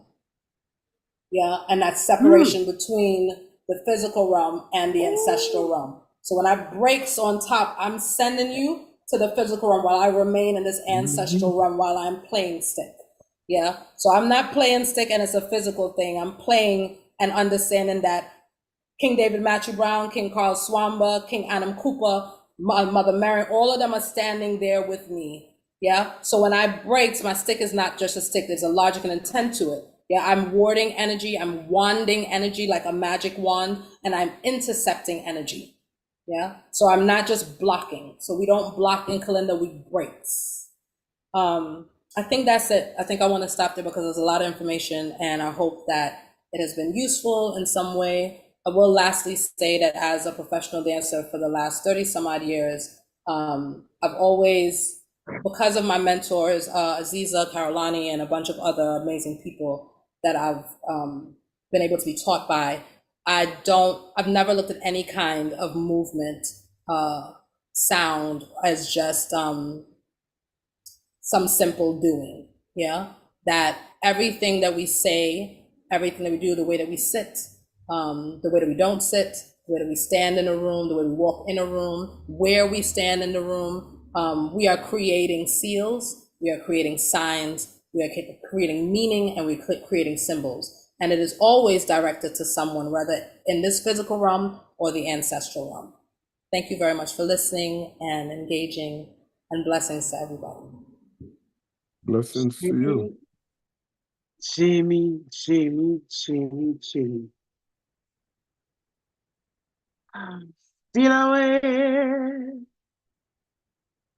Still away. Still away to Jesus. Still away. Still away. Was born to steal away. That's a seal that my mother used. And we do a lot of things in the Baptist faith. Jamie, I want to thank you. We do a lot of things in the Baptist faith that are seals. The songs that we sing, the patterns that we make. You know, in the Baptist faith tradition, we do what we call it survey our churches. And when we survey our churches, what we are doing is drawing a seal. There is a pattern. Amen. And you see, you have made you've created, you've drawn your seal and put all your things in at different points, 4 points, and we do the same thing in the Baptist faith. And I'm saying this because a lot of us who have become practitioners have begun to remove these ancient landmarks. These landmarks that tell us where we are and what used to be here and why this is here. Landmarks are important to helping us to be able to navigate the journey. So we look for landmarks on any journey we're going. And these are important landmarks. And so, Jamie, I want to thank you. The hymn is a seal. The song is a hymn, is a seal. The movements around to pour libations or rituals are seals. What we sing, when we sing it, how we sing it, those are all seals. And because we can't see it, because many of us in our faith tradition have lost the ability to see, we decide that it's because what we're looking at is outside of what we do, so we can't see. And important for us to take note of tonight is that, you know, this is something I talk about all the time. When I was much younger, I will come into the morning room and they have service. An older Baptist woman will kneel around the center pole and she will start to pray. And she will say, the mother write a letter. And the mother is sending it to you, Lord. And we don't hear waiting for a response. And when I was young, I didn't understand it. I used to thought it was rhetoric. That all the just, that's what it would say. Until I came to understand that we are writing a letter on those bands. And we are sending a message to the Holy One. And we are preparing for an answer. And that's why, you know, I tell people who are practitioners and people who pretend to be practitioners, careful. If you're a seal that you don't understand, that you think is a marking, can be dangerous in your hand. While it might be, you see, the same way a cutlass could kill somebody, or a stick could kill somebody. If you're not a bois man or a bois woman, if you're not selected and sealed to do that particular thing, then you become a danger, you're an evil.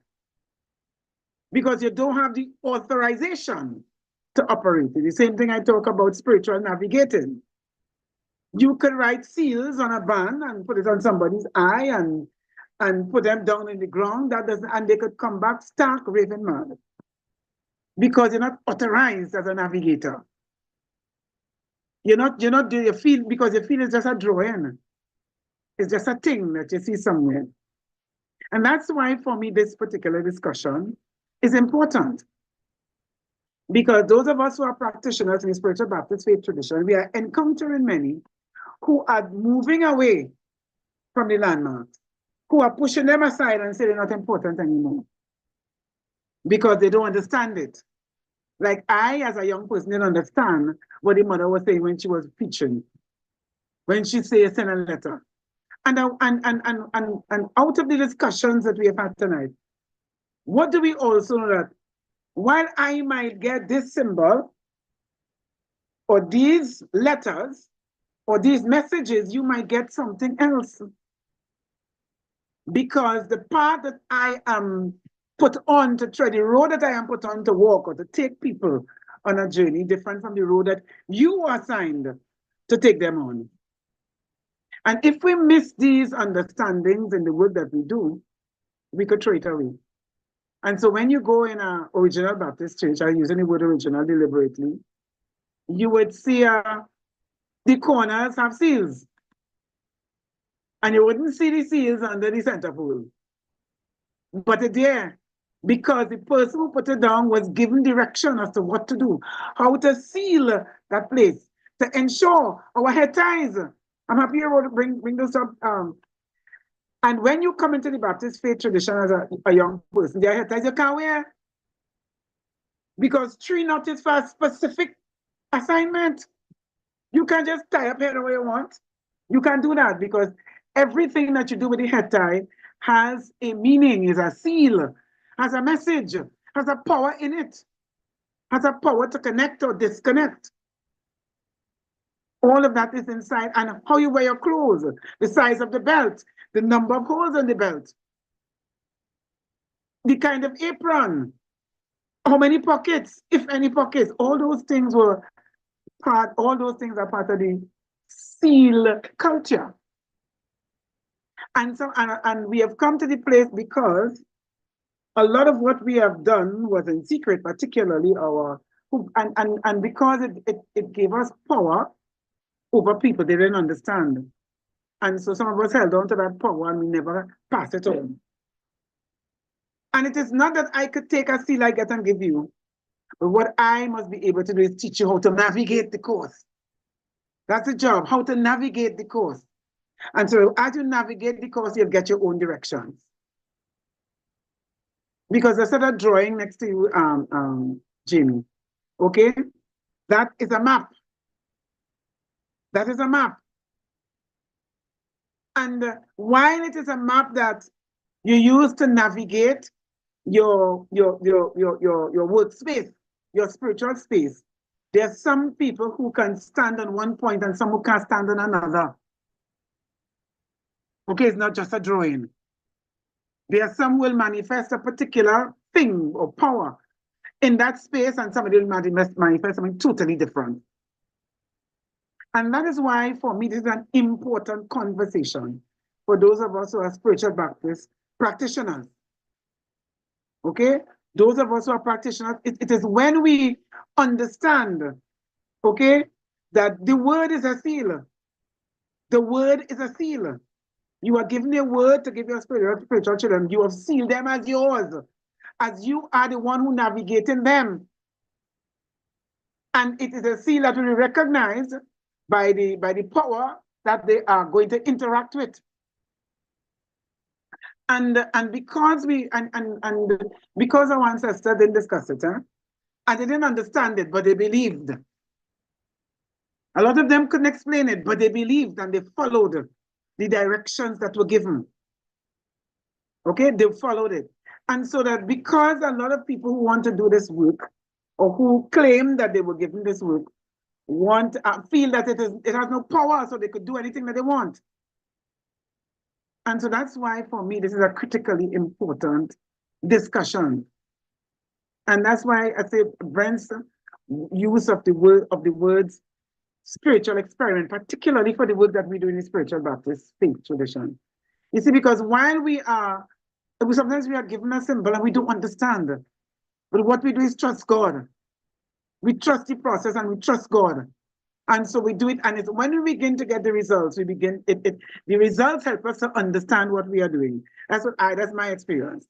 The results, one, gives us confidence that we can do what we're doing. That we're less fearful.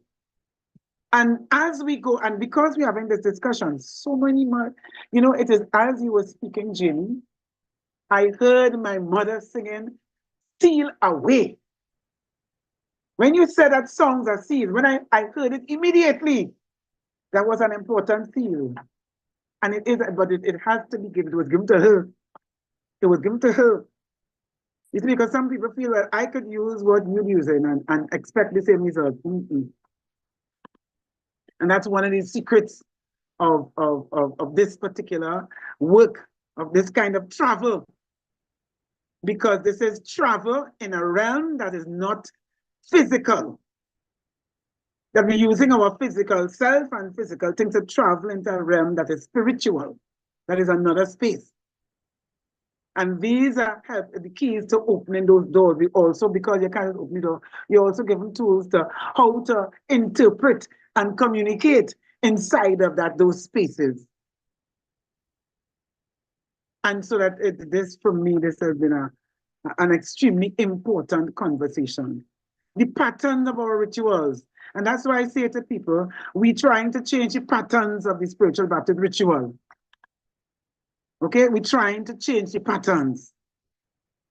Okay, and to understand that the pattern for carrying out the ritual is central to the success of the activity.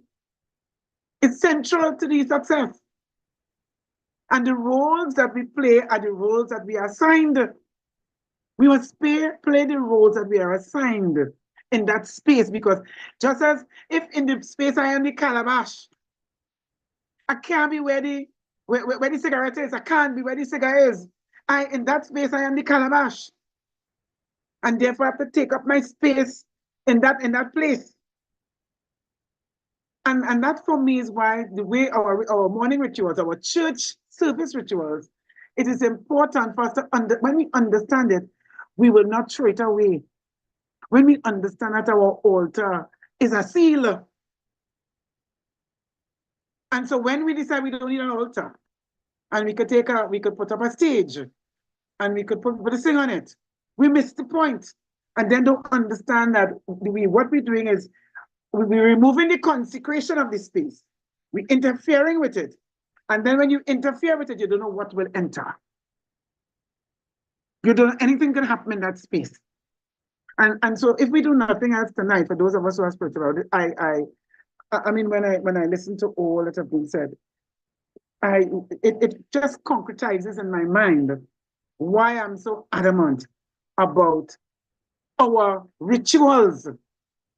Why I am so, because the rituals in themselves are seals. The space is a seal. It is not just drawings, but each one is a drawing. Like I tell my young people, I'm teaching them about why we serve Him and why we do it a particular way. And then I said, I want you to draw your movements. And when I look at it, I say, well, wait, nice, a seal. Yes, I say, yes, it is. The movement that you make is not random. You start at a particular point and then you go. Okay? You're not just throwing corn and water and oil. You're making libations everywhere you go, and it has a particular pattern. And so when you set the seal for the space, then you can begin to do your ritual of worship in that space. That is why it is so important. People are throwing it away because they don't understand. They don't understand, and that's why for me these discussions are critical to the future of our faith tradition. You know, I don't like to go beyond the contract time, because in our heads the contract time is 2 hours. Okay, and so that I don't want to go, but for me tonight has been absolutely amazing. Why? Because what you all have been able to do, Professor Crosso, Burton and Shimi, you concretize in my mind what I believe to be the truth of God for our faith tradition. And those things, those ancient landmarks, you know, last year I was led to do some research on our ancient landmarks and to talk about it publicly, and the fact that we are moving them away. And when you move the ancient landmarks, you'll not be able to find your way back. Which is why when we left Africa, they plant the hair in a particular way and put seeds in it. So that when we come into this new place, we'll plant new seeds, and that'll be a way for us to connect or reconnect over all the water and all the space.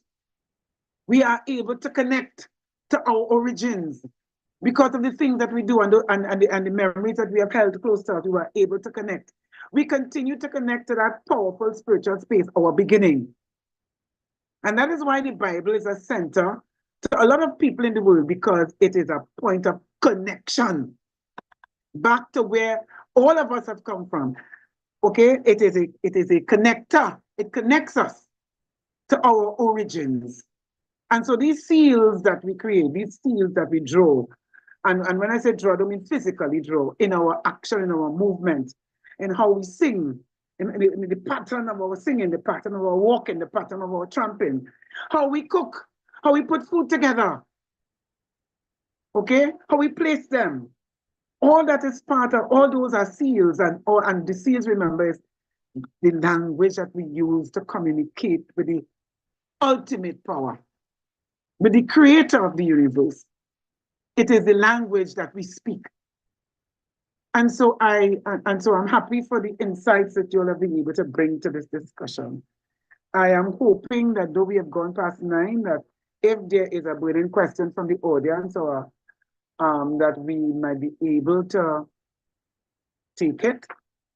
And I want to give each one of the presenters an opportunity to do a closing, a 1-minute closing. A 1-minute closing before we say our final thank yous.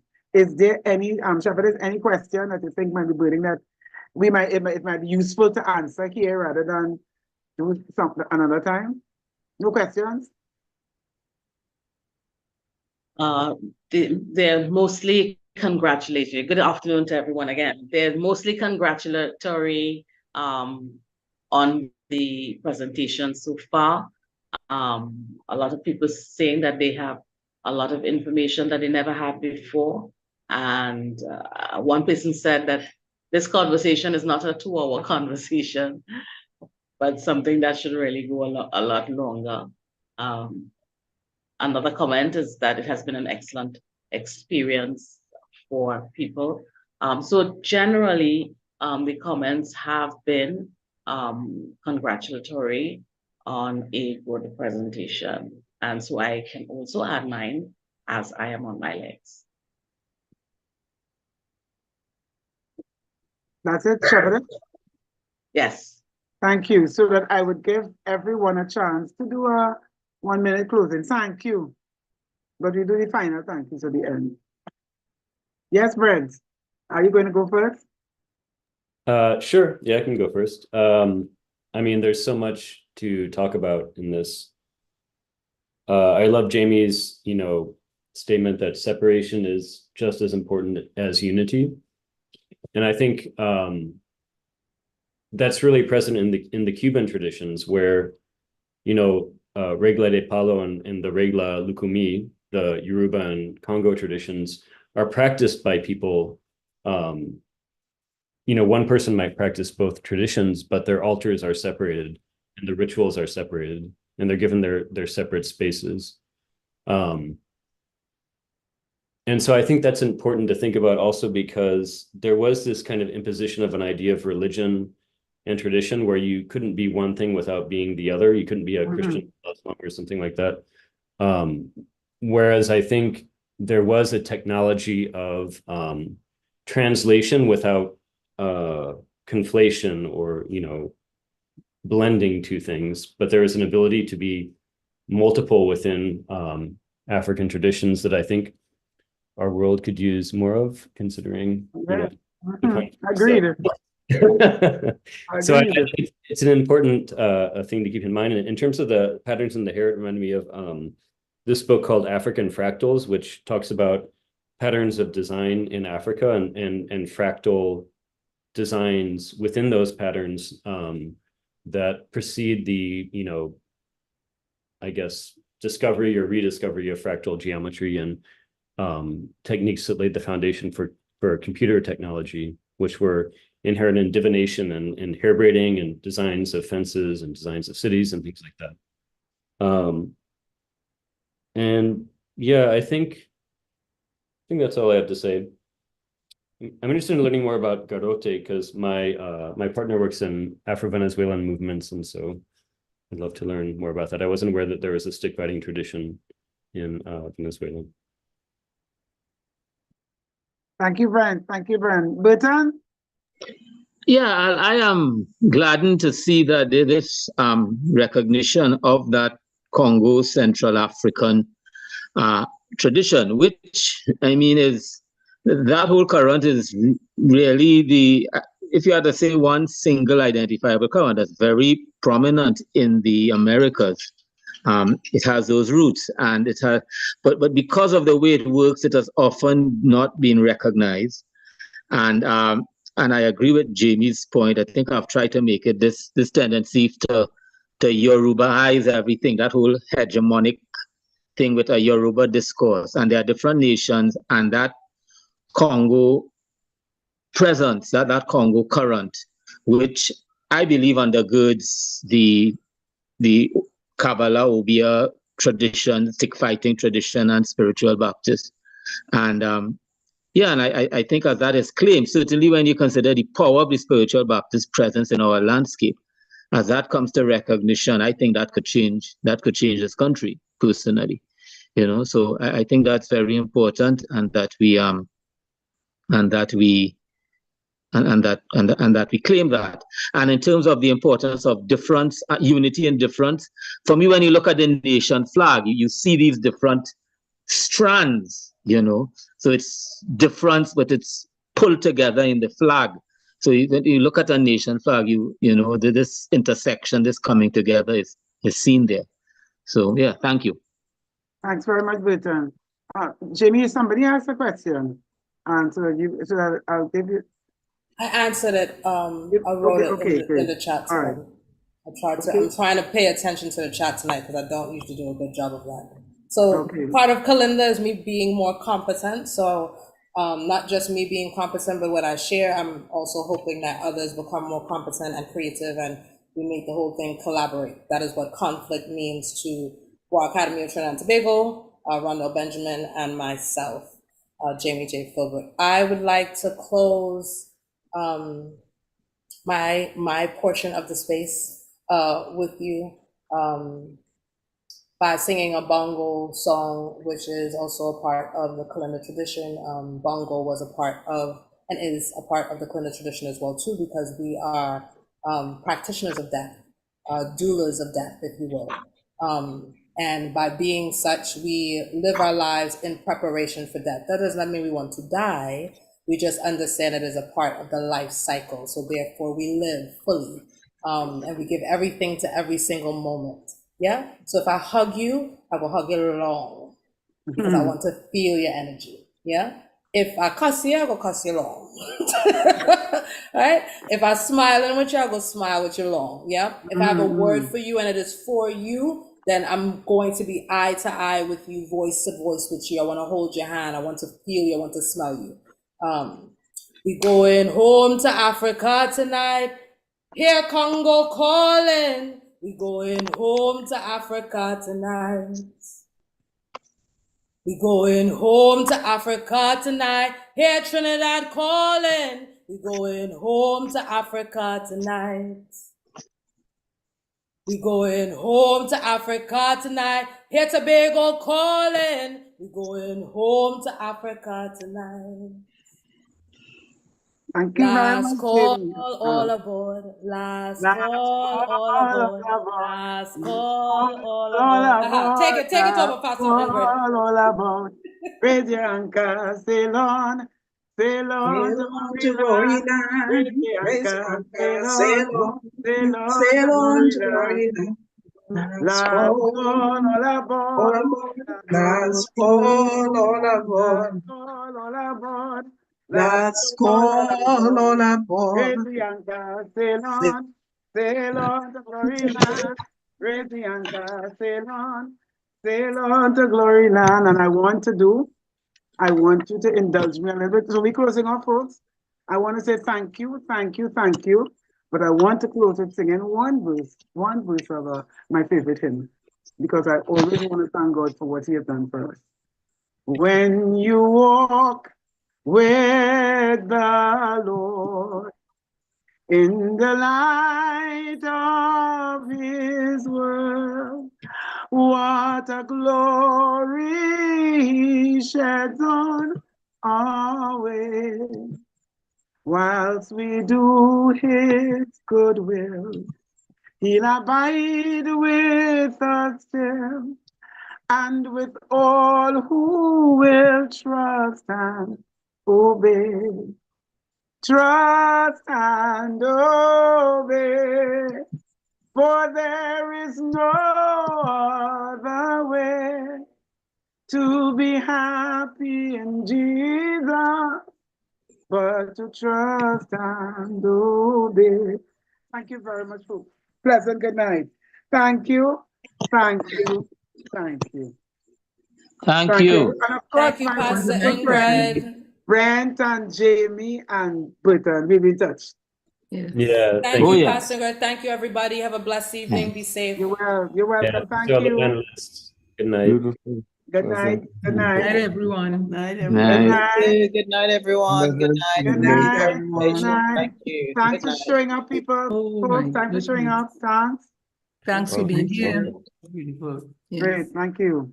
Night. Blessings. Good Welcome night. back. Time well Good night, spent. everyone. Good night. Pleasant Good good night. night, Pastor. Should we allow Mr. Ramuta to say a few closing words? Oh, yes. Oh. So Oh, I you forgot. apologize. I apologize. Complete. Mr. Ramota, Curtis, I apologize. No, that's fine. That's We fine. get Well, excited. it was a really good presentation, though. Thank you. Yes. So as we come to an end of our program, I would like to extend my heartfelt appreciation to every one of you who have joined us in this thought-provoking discussion on the role of SEALs in spiritual experiments. Your presence and active engagement have truly enhanced our gathering, enriching our conversations. I am deeply grateful to our esteemed panelists, Professor Brent Crosson, Jamie Filbert, and Burton Sankrali, for generously sharing their insights and expertise with us. Your contributions have been instrumental in broadening our understanding of this topic. A special thank you goes out to Pastor Ingrid Ryan Rubin for her remarkable moderation of tonight's discussion, leading us with grace and wisdom. I also extend my gratitude to Bishop Bridget Aberdeen for blessing us with her opening prayer, to Shepherdess Juliet Forbes for introducing the panelists tonight, to Deaconess Janice Burgess for enlightening introduction to the Academy of Grace, and to all those who worked tirelessly behind the scenes to ensure the success of this event. Your dedication and hard work have not gone unnoticed. And of course, I would like to express our sincere appreciation to everyone at the Academy of Grace, Institute of the Holy Spirit, in bringing this program to fruition. As we prepare to depart this evening, may the insights gained continue to inspire us on our spiritual journeys. Let us carry forward the spirit of curiosity and exploration ignited by tonight's discussion, always striving for deeper understanding and enlightenment. Thank you once again for your participation and contributions. Wishing you all God's richest blessings. Have a good night, everyone. Ashi. Mhm. Thank you. Blessings. Yeah, blessings to everyone. Have a good night, folks. Have a Good very night, good Pastor. night. Thank Good you night, all. everyone. Wonderful. Wonderful. Thanks Night, for showing everybody. up. Thank you. Good night, everyone. Good night. Awesome. Well done, everybody. Thank you, Night. Mr. Jennifer. Hmm.